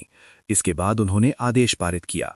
वह 12 साल से सेना में थीं और उन्हें सैन्य मामलों की अच्छी समझ थी। इस तरह की घाटी घात लगाने के लिए सबसे उपयुक्त जगह थी। जी हां, दूत ने शर्मिला का आदेश पारित कर दिया। बगल में खड़े श्याम वीर्यन के चेहरे पर एक भयानक मुस्कान थी। सेना आगे बढ़ती रही। अचानक गड़गड़ाहट की आवाज सुनाई दी। यह आवाज क्या है? कई लोग हैरान थे। ऊपर देखो, किसी ने घाटी के शीर्ष की ओर इशारा किया और डर के मारे चिल्लाया। घाटी के ऊपर से विशाल चट्टानों को नीचे लुढ़कता हुआ देखा जा सकता था, जो नीचे घने सैनिकों की ओर टकरा रहे थे। वहां एक घात है, जल्दी से चकमा दो। चिल्लाते हुए शर्मिला के हाव भाव काफी बदल गए। जल्दी से चकमा दो। गिरते हुए पत्थरों को चकमा देते हुए कई सैनिक चिल्लाए। लेकिन चट्टानें बहुत ज्यादा थीं। कई सैनिक समय पर चकमा नहीं दे सके और उन्हें चट्टानों से उड़ा दिया गया। कुछ चट्टानों से दब गए और उनकी मौके पर ही मौत हो गई। चट्टानों के गिरने पर दयनीय चीखें सुनी जा सकती थीं। वज्र देश के सैनिकों को भारी नुकसान उठाना पड़ा। जल्दी से घाटी से गुजरो, शर्मिला जोर से चिल्लाई। उन सैनिकों को देखकर जो दुखद रूप से मारे गए थे, तलवार पकड़े हुए उसका हाथ हिंसक रूप से कांप रहा था। सेना तेजी से बाहर निकलने की ओर बढ़ी। गड़गड़ाहट। अचानक जमीन फट गई और एक अतुलनीय रूप से विशाल पंजा उभरा। वो पहाड़ जैसा पंजा सैनिकों की ओर टूट पड़ा। बैंग! सैकड़ों सैनिकों को उड़ते हुए भेजा गया और मौके पर ही उनकी मौत हो गई। फिर एक शक्तिशाली पृथ्वी दानव जमीन की दरार से रेंगकर बाहर निकला। अर्थफींड ने रास्ता रोक दिया। अर्थफींड डेविल रेस की एक शाखा से संबंधित था। ये डेविल दाव पावर हाउस हमेशा डेविल रेस के संपर्क में थे। अर्थफींड को कार्रवाई करने के लिए कहना मुश्किल नहीं था। दहाड़ दहाड़! उसी समय ऑर्क साम्राज्य के सैनिक दौड़े और लड़ाई में शामिल हो गए। सिटी लॉर्ड, हम पर घात लगाकर हमला किया गया है। हम घाटी में फंस गए हैं, एक जनरल ने पीले चेहरे के साथ कहा। यहां से चले जाओ, शर्मिला जोर से चिल्लाई। सेना खेदजनक स्थिति में पीछे हटी, लेकिन उनके पीछे चीखें और दहाड़ थी जिसने आकाश को हिला दिया। अर्थ फींड्स विशाल पत्थर के हथौड़े पकड़े हुए और अंदर भाग रहे थे। उनके पीछे ऑर्क साम्राज्य के सैनिक थे। फॉलन मून सिटी के 30,000 सैनिक पूरी तरह से घाटी में फंस गए थे। मार डालो, एक खूनी रास्ता खोलो और बाहर निकलो। शर्मिला ने अपनी तलवार लहराई और सेना को पीछे से हमला करने का आदेश दिया। वो एक खूनी रास्ता खोलना चाहती थी। हे, एक भयावह हंसी सुनाई दी। एक भयावह हंसी अचानक गूंज उठी और बाहर से राजसी प्रकाश की 3 गेंदें उड़ गईं। इसके बाद 3 काले वस्त्र पहने किसान राजसी प्रकाश की गेंदों से बाहर चले गए। उनमें से एक मध्यम आयु वर्ग का था और अन्य 2 अपने 30वें दशक में लग रहे थे। वे स्पष्ट रूप से डेविल दाव विशेषज्ञ थे। वे शायद सोल डिवॉरर पैलेस से थे। डेविल दाव किसान। शर्मिला के हाव भाव थोड़े बदल गए। हा हा हा, श्याम वीरियन, तुमने अच्छा कार्य किया है। तुमने न केवल शर्मिला को फुसलाकर बाहर निकाला है, बल्कि तुमने फॉलन मून सिटी की रखवाली कर रहे 30,000 सैनिकों को भी लुभाया है। अब हम 30,000 सैनिकों को नष्ट कर देंगे, शर्मिला को पकड़ लेंगे और फॉलन मून सिटी पर कब्जा कर लेंगे। फिर हम शर्मिला का उपयोग हातिम पासवान को समर्पण करने के लिए मजबूर करेंगे। अधेड़ उम्र के व्यक्ति ने कहा। अधेड़ उम्र के किसान ने कहा, यह व्यक्ति डेविल दाव विशेषज्ञ ललित था। श्याम वीरियन, ये तुम हो। शर्मिला के हाव भाव काफी बदल गए। उसे उस गद्दार की याद आई जिसका उल्लेख रुद्रसेन ने किया था, लेकिन उसने नहीं सोचा था कि जिस गद्दार ने डेविल दाव के साथ सांठ-गांठ की थी वो श्याम वीरियन होगा। एक बुद्धिमान व्यक्ति परिस्थितियों के प्रति समर्पण करता है। श्याम वीरियन ने अनाथ उदासीनता से कहा, पासवान परिवार ने तुम्हारे साथ अच्छा व्यवहार किया है। डेविल दाव और ऑर्क साम्राज्य के साथ मिली भगत करने की तुम्हारी हिम्मत कैसे हुई? तुम गद्दार हो। शर्मिला का चेहरा राख हो गया। मेरे साथ अच्छा व्यवहार किया? शर्मिला, तुम डायन हो। मेरे पिता उस बूढ़े हातिम पासवान के लिए मर गए। जहां तक मेरी बात है, मैं अभी युवा हूं और मैंने उत्कृष्ट सैन्य कारनामे किए हैं। वो बूढ़ा हातिम पासवान तुम्हें मेरे बजाय फॉलन मून सिटी का सिटी लॉर्ड क्यों बनने देगा? अगर वो वास्तव में मेरे साथ अपने में से एक के रूप में व्यवहार करता है तो वो मुझे सिटी लॉर्ड का पद क्यों नहीं देता? मुझे तुम सब से नफरत है। मुझे वज्र देश से नफरत है। यदि वज्र देश ने ऑर्क साम्राज्य के आक्रमण का विरोध नहीं किया होता तो मेरे पिता की मृत्यु कैसे हो सकती थी? मैं वज्र देश और तुम्हारे पासवान कुल को नष्ट करना चाहता हूं। मैं उस बूढ़े हातिम पासवान को अपने हाथों से मारना चाहता हूं। अगर ये उसके लिए नहीं होता तो मेरे पिता की मृत्यु कैसे हो सकती थी? श्याम वीरियन का चेहरा विकृत हो गया। हमला करो, शर्मिला को पकड़ लो। ललित और अन्य 2 डेविल दाव विशेषज्ञों ने शर्मिला पर हास्य करा और हमला किया। शहर के स्वामी की रक्षा करो। फॉलन मून सिटी के कई सैनिकों ने 3 डेविल दाव विशेषज्ञों पर हमला किया। उसी समय 15 किलोमीटर दूर रुद्रसेन ने अपने सैनिकों को युद्ध क्षेत्र से वापस ले लिया। कई दिनों की लड़ाई के बाद ऑर्क साम्राज्य की सेना को मार्शल पासवान के नेतृत्व में पीछे हटने के लिए मजबूर कर दिया गया था। रुद्रसेन ने अपने सैनिकों को फॉलन मून सिटी में वापस ले जाने की योजना बनाई। कप्तान सुनो, उस दिशा से लड़ाई की आवाजें आ रही हैं। नील नागेश ने दक्षिण पूर्व की ओर इशारा किया। निश्चित रूप से भले ही वे दूर थे, लड़ाई की आवाजें सुनी जा सकती थीं। ये स्पष्ट था कि बड़े पैमाने पर लड़ाई छिड़ी हुई थी। रुद्रसेन ने दक्षिण पूर्व की ओर देखा और पूछा, वो कौन सी जगह है? कप्तान, वहां एक विशाल घाटी है जिसे मौत की घाटी कहा जाता है। ये अत्यंत खतरनाक है और घात लगाने के लिए ये सबसे अच्छी जगह है। नील नागेश इलाके से बहुत परिचित लगता है। इकट्ठे हो जाओ, हम जा रहे हैं। रुद्रसेन ने आदेश दिया। 1000 लोगों की टीम तेजी से आगे बढ़ी, तेजी से इकट्ठे हुई। ये सभी लोग विशेषज्ञ थे, अज्योर ड्रैगन इंस्टीट्यूट के अभिजन वर्ग के। उनमें से अधिकांश मार्शल मास्टर क्षेत्र और उससे ऊपर के क्षेत्र के थे, और यहां तक कि कुछ मार्शल जनरल क्षेत्र के विशेषज्ञ भी थे। जीवन और मृत्यु की श्रृंखला से गुजरने के बाद उनमें से प्रत्येक के पास पहाड़ या समुद्र के समान एक भव्य आभा थी। जैसे ही वे सभी एक साथ इकट्ठे हुए, उनका शक्तिशाली रक्त क्यू संघनित हो गया, जिससे टीम के ऊपर एक विशाल रक्त लाल भेड़िया बन गया। वो रक्त लाल भेड़िया बादलों में ऊंचा उड़ा, आकाश में चिल्ला रहा था। ये सार ऊर्जा धुआं था। ये अफवाह थी कि जब शक्तिशाली काश्तकारों का एक समूह एक साथ इकट्ठा होता है तो उनका रक्त की फ्यूज हो जाता है और सार ऊर्जा धुआं बनाता है। सार ऊर्जा धुआं धुएं के एक स्तंभ की तरह था जो 9 स्वर्गों तक बढ़ रहा था। चलिए चलते हैं, रुद्रसेन ने आदेश दिया और टीम ने व्यवस्थित तरीके से मौत की घाटी की ओर आक्रमण किया। मार डालो, मार डालो। डेथ कैनियन से बहरा करने वाली लड़ाई की चीखें सुनी जा सकती थीं। रुद्रसेन ने एज्योर ड्रैगन लीजन का नेतृत्व किया। ये ऑर्क साम्राज्य के सैनिक हैं। क्या ऐसा हो सकता है कि वज्र देश की सेना अंदर फंसी हुई हो? रुद्रसेन ने थोड़ी भौहें चढ़ाई। निर्नाम, जाओ और देखो क्या हो रहा है। रुद्रसेन ने आदेश दिया। हाँ, निर्नाम तुरंत उड़ गया। निर्नाम को जानकारी के लिए स्काउट करने के लिए निर्नाम को क्यों भेजा गया था? इसका कारण ये था कि निर्नाम बहुत चतुर था और इसलिए भी कि निर्नाम के पास पूर्वज पृथ्वी एस्केप तकनीक थी। यहां तक कि अगर उसे खतरे का सामना करना पड़ा तो वो बचने के लिए तकनीक का उपयोग कर सकता था। कुछ ही समय बाद निर्नाम घबराहट में वापस भाग आया। कप्तान, ये बुरा है, कुछ बड़ा हुआ है। निर्नाम हाफ रहा था। क्या चल रहा है? रुद्रसेन ने पूछा। ये सिटी लॉर्ड शर्मिला है। वो एक सेना का नेतृत्व कर रही है, लेकिन वो ऑर्क सैनिकों से घिरी हुई है। मैंने देखा कि कुछ राक्षस साधक उस पर पागलपन से हमला कर रहे हैं। हमारे सैनिकों पर हमला करने के लिए ऑर्क सैनिकों के साथ सहयोग करने वाले दर्जनों पृथ्वी राक्षस भी हैं। निर्नाम के हाव भाव भद्दे थे। हाँ बहन, लवली पासवान चिल्लाया। लवण पासवान ने भी संदेह के साथ कहा, क्या बड़ी बहन को अब फॉलन मून सिटी की देखरेख नहीं करनी चाहिए? वो बिना आदेश के सेना का नेतृत्व क्यों करेगी? रुद्रसेन के हाव भाव डूब गए। ये श्याम वीर्यन होना चाहिए। उसने शर्मिला को धोखा देने के लिए किसी अज्ञात तरीके का इस्तेमाल किया होगा, और अब युद्ध के मैदान में वज्र देश की सेना द्वारा ऑर्क साम्राज्य को बाधित और हराया जा रहा था। यदि शर्मिला को पकड़ लिया जाता है तो ऑर्क साम्राज्य मार्शल पासवान को धमकी देने के लिए उनके जीवन का उपयोग करेगा। ये बहुत परेशानी भरा होगा। इसके अलावा रुद्रसेन ने महसूस किया कि ऑर्क साम्राज्य ने शर्मिला पर कब्जा कर लिया तो वे उसका उपयोग फॉलन मून सिटी खोलने के लिए करेंगे। ये और भी परेशानी भरा होगा। एक बार फॉलन मून सिटी का उल्लंघन हो गया तो वज्र देश की उत्तर पश्चिमी सीमा खो जाएगी। उस समय ऑर्क सेना वज्र देश पर आक्रमण करने में सक्षम होगी। आप किसका इंतजार कर रहे हैं? मेरे पीछे आओ और मार डालो, रुद्रसेन चिल्लाया। मार डालो। एज़्योर ड्रैगन लीजन ने डेथ कैनियन की ओर हमला किया। हालांकि उनमें से केवल 1000 थे, उनकी आभास शानदार थी। ये हिंदू सुधारीकरण है। मार डालो, इन हिंदू सुधारीकरण को नष्ट करो। जब जानवरों ने एज़्योर ड्रैगन लीजन को चार्ज होते देखा तो वे तुरंत दहाड़ने लगे और उमड़ पड़े। काटना।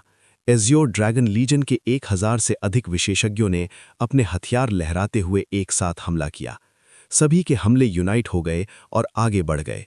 Bang bang bang. भीड़ से भरे ऑर्क सैनिक एक खूनी धुंध में फट गए, जो एज़्योर ड्रैगन लीजन के आरोह को रोकने में असमर्थ थे। निगलना। रुद्रसेन की बाईं हथेली में एक काला भंवर दिखाई दिया। वह ऑर्क्स के ब्लड क्यू को निगलने के लिए अपने भक्षण मार्शल आत्मा का उपयोग कर रहा था। ओ महान बलिदान तकनीक! मैं महान तकनीक के बदले में अपने खून को बलिदान के रूप में बलिदान करने को तैयार हूं। रुद्रसेन ने एक बार फिर से सैक्रेड आर्मर ब्लेसिंग कदम उठाया। दिव्य कवच के आशीर्वाद के बदले में रक्त बलिदान। इस प्रकार का सेवन बहुत गंभीर था। औसत व्यक्ति इतनी गंभीर खपत को सहन नहीं कर पाएगा। 1000 लोगों का समर्थन करना तो दूर की बात थी, लेकिन रुद्रसेन ऐसा कर सकता था, क्योंकि रुद्रसेन की निगलने वाली मार्शल आत्मा वाकई बहुत डरावनी थी। जब तक उसके खाने के लिए पर्याप्त खून था, वह अपने खून को बलिदान के रूप में उपयोग कर सकता था और फिर अपने सेवन को ठीक करने के लिए दूसरे लोगों के खून को खा सकता था। अब जबकि बड़ी संख्या में ऑर्क सैनिक मारे जा चुके थे, तो उन्हें रुद्रसेन की आपूर्ति में बदला जा सकता था। बज बज बज। पवित्र कवच आशीर्वाद छात्रों के शरीर पर दिखाई देने लगे। सभी के हाव भाव बहुत हिल गए। शुरुआत में रुद्रसेन का अनुसरण करने वाले कुछ छात्र जानते थे कि रुद्रसेन एक पवित्र कवच आशीर्वाद तकनीक जानते हैं, लेकिन रुद्रसेन ने पहले कभी इसका उपयोग नहीं किया था। ये पहली बार था जब रुद्रसेन ने इसका उपयोग किया था। कितनी उच्च स्तरीय आध्यात्मिक श्रृंखला तकनीक है! मुझे पता नहीं कि कप्तान किस स्तर के आध्यात्मिक श्रृंखला मास्टर हैं। कई छात्र अतुलनीय रूप से स्तब्ध थे। ताकत के मामले में रुद्रसेन अद्वितीय थे। वे सामान्य क्षेत्र के विशेषज्ञों को मार सकते हैं। उम्र के मामले में रुद्रसेन उन सभी में सबसे छोटे थे। इससे भी चौंकाने वाली बात यह थी कि रुद्रसेन वास्तव में एक अत्यंत शक्तिशाली आध्यात्मिक श्रृंखला मास्टर थे। ये जानना था कि आध्यात्मिक श्रृंखला मास्टर बनना अत्यंत कठिन था। यहाँ तक कि अगर कोई आध्यात्मिक श्रृंखला मास्टर बनने के लिए पर्याप्त भाग्यशाली होता है, तो क्या कोई दशकों की कड़ी मेहनत के बिना एक शक्तिशाली आध्यात्मिक श्रृंखला मास्टर बन सकता है? स्पष्ट रूप से ये स्वर्ग पर चढ़ने जैसा कठिन था। हालांकि रुद्रसेन केवल 16 या 17 वर्ष के थे। सबके दिलों में रुद्रसेन की छवि किसी अनादिकालिक दैव्य पर्वत के समान थी। बहुत से लोग प्रशंसा और प्रशंसा से भरे हुए थे। यही एक मुख्य कारण था कि रुद्रसेन की इतनी बड़ी अपील क्यों थी। पवित्र कवच के आशीर्वाद से सभी का आत्मविश्वास बहुत बढ़ गया। रुद्रसेन के नेतृत्व में टीम ने सीधे डेथ कैनियन की ओर आक्रमण किया। मार डालो, इन हिंदुओं को मार डालो, ऑर्क साम्राज्य के जनरल ने दहाड़ते हुए कहा। घनी भीड़ से भरे ऑर्क सैनिक उनकी ओर हमला करने लगे। हालांकि रुद्रसेन की टीम वास्तव में बहुत शक्तिशाली थी। रुद्रसेन के नेतृत्व में सभी का सार, ऊर्जा और भावना एक साथ जुड़ गई। सभी के हमले की गति लगभग समान थी। ये एक प्रकार का आकर्षण था, जब कोई टीम में होता था तो वे पूरी तरह से टीम के साथ जुड़ जाते थे, जैसे कि वे एक व्यक्ति बन गए हों। 1000 से अधिक लोगों की एक टीम, और वे सभी विशेषज्ञ थे।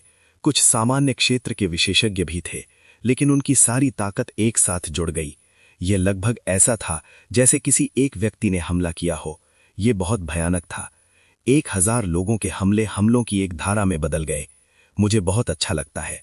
लगातार फटने की आवाजें आ रही थीं। ऑर्क साम्राज्य के सैनिक सीधे सिर काट दिए गए थे। हमले की प्रत्येक लहर कम से कम 300 से 400 ऑर्क साम्राज्य के सैनिकों को मार सकती थी। अधिक से अधिक ये 1000 ऑर्क साम्राज्य के सैनिकों को भी मार सकता था।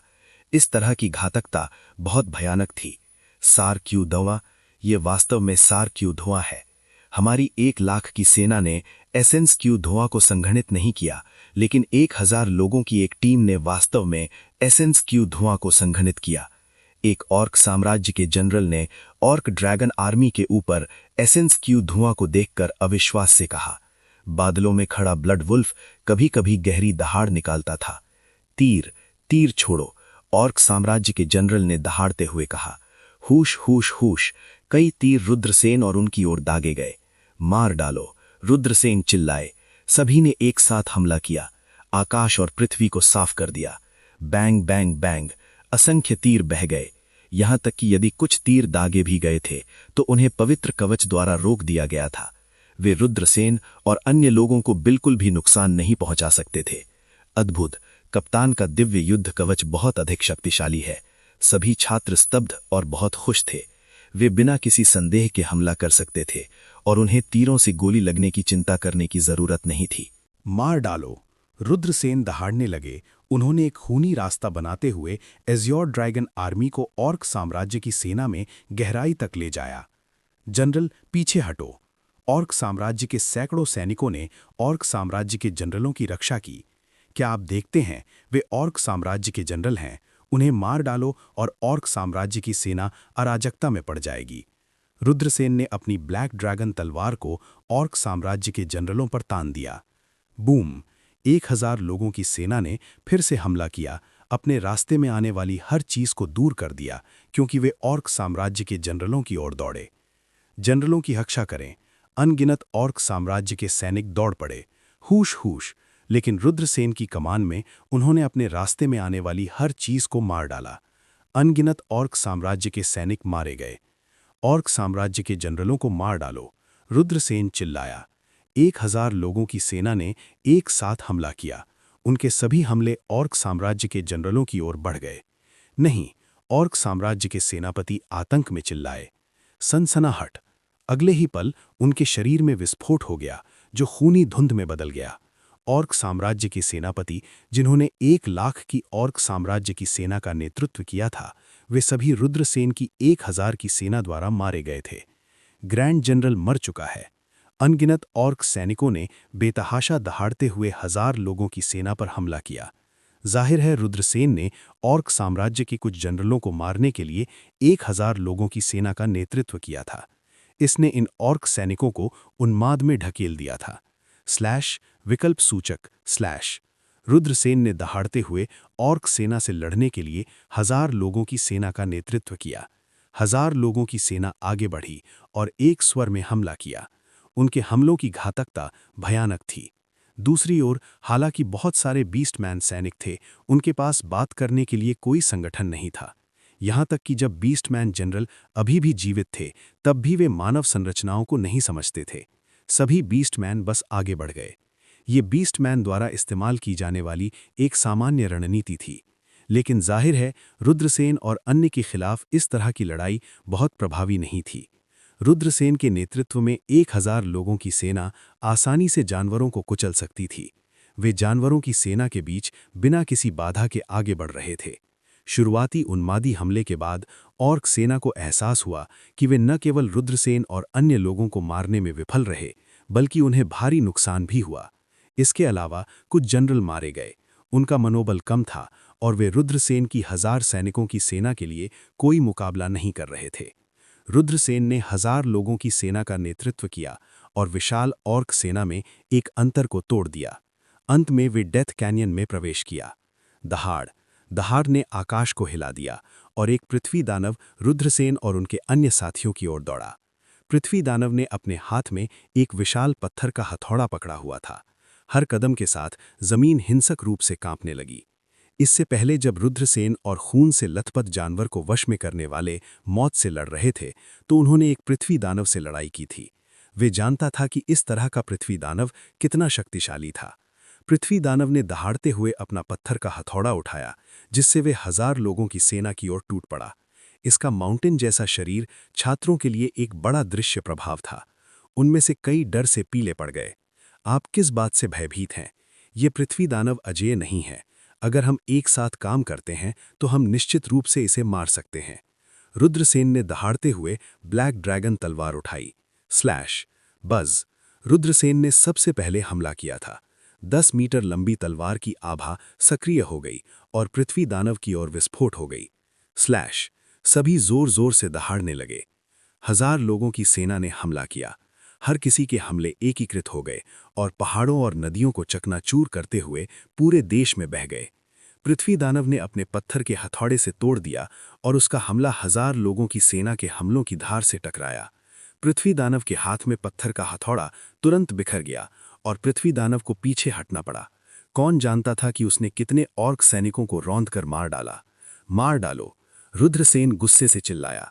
ये दूसरी बार था जब उसने अपनी तलवार से राक्षस पर हमला किया था। हर किसी का मनोबल बहुत बढ़ा और उन्होंने अपनी पूरी ताकत से हमला किया। दूसरा हमला पहले हमले की तुलना में बहुत अधिक शक्तिशाली था। बूम! हमलों की भयानक धार एकत्रित हुई और बेरहमी से पृथ्वी में टकरा गई, जिससे वे अलग हो गए। खून बह गया। पृथ्वी दानव का विशाल शरीर जोर से गड़गड़ाहट के साथ जमीन पर गिर गया, सीधे मर गया। ये झरना पहाड़ के ढहने जैसा था। कौन जानता था कि कितने ऑर्क सैनिक मारे गए। मृत्यु घाटी के मध्य क्षेत्र में ललित और उसके अन्य 3 डेविल दाव विशेषज्ञ शर्मिला पर पागलों की तरह हमला कर रहे थे। शर्मिला के आसपास कई जनरल थे जो विरोध करने के लिए अपनी जान जोखिम में डाल रहे थे, लेकिन तीनों शैतान बहुत शक्तिशाली थे। ललित एक मार्शल किंग विशेषज्ञ थे। यद्यपि उन्हें प्रतिक्रिया का सामना करना पड़ा जब उनके 12 बाहरी अवतारों को रुद्रसेन के रहस्यमय मॉन्स्ट्रस ओर्ब द्वारा निगल लिया गया था, फिर भी उनकी युद्ध शक्ति अत्यंत भयानक थी। जहां तक अन्य 2 राक्षसों की बात है, एक 7वीं स्वर्गीय लेवल पर था जबकि दूसरा 8वीं स्वर्गीय लेवल पर था। वे सभी उच्च स्तरीय मार्शल जनरल थे। जब वे सेना में शामिल हुए तो वे अजेय थे। जमीन सैनिकों की लाशों से पटी हुई थी। सिटी लॉर्ड, भागो! एक सेंचुरियन चिल्लाया। एक सेंचुरियन चिल्लाया। फिर वह मुड़ा और सैनिकों के एक समूह का नेतृत्व करते हुए हाथ में भाला लेकर ललित के ग्रुप पर हमला किया। घृणित चीजों, मर जाओ! ललित और अन्य डेविल दाव राक्षसों ने भयावह आवाज में कहा। Boom boom! 3 डेविल दाव राक्षसों के जाल ने डेविल फॉग के बादलों को गोली मारी जो सैनिकों के चारों ओर लिपट गए। आह!